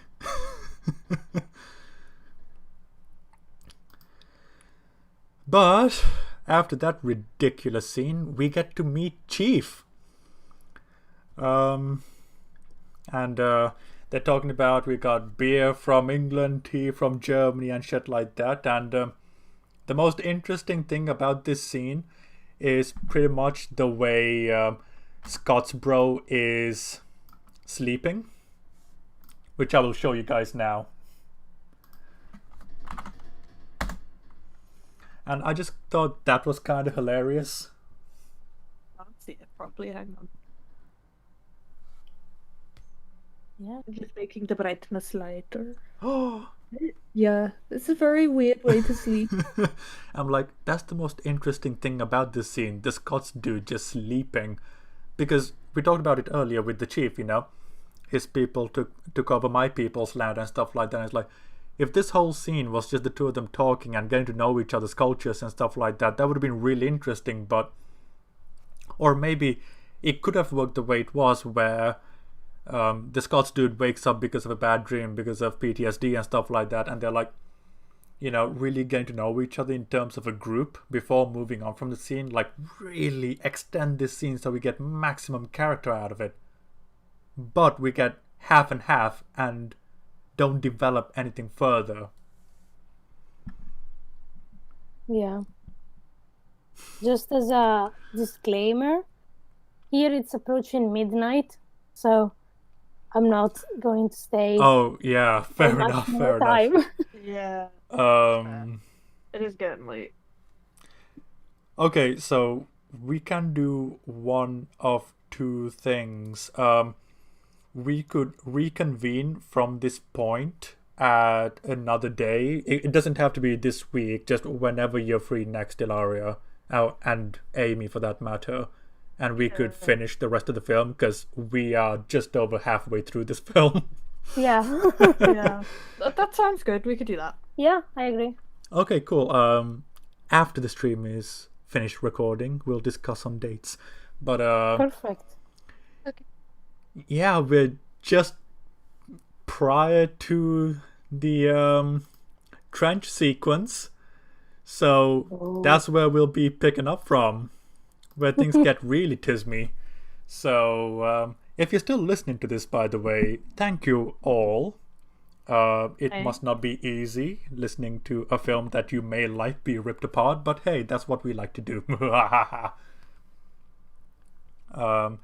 But yes, thank you for anyone who has been watching up until this point, and Ilaria, thank you for joining us once more. It is lovely to have you. Lovely to be here. Always good to talk to you. And Yeah, I agree. It's always great to talk to you guys as well. where can the good people find you, Ilaria? They can find me on Instagram.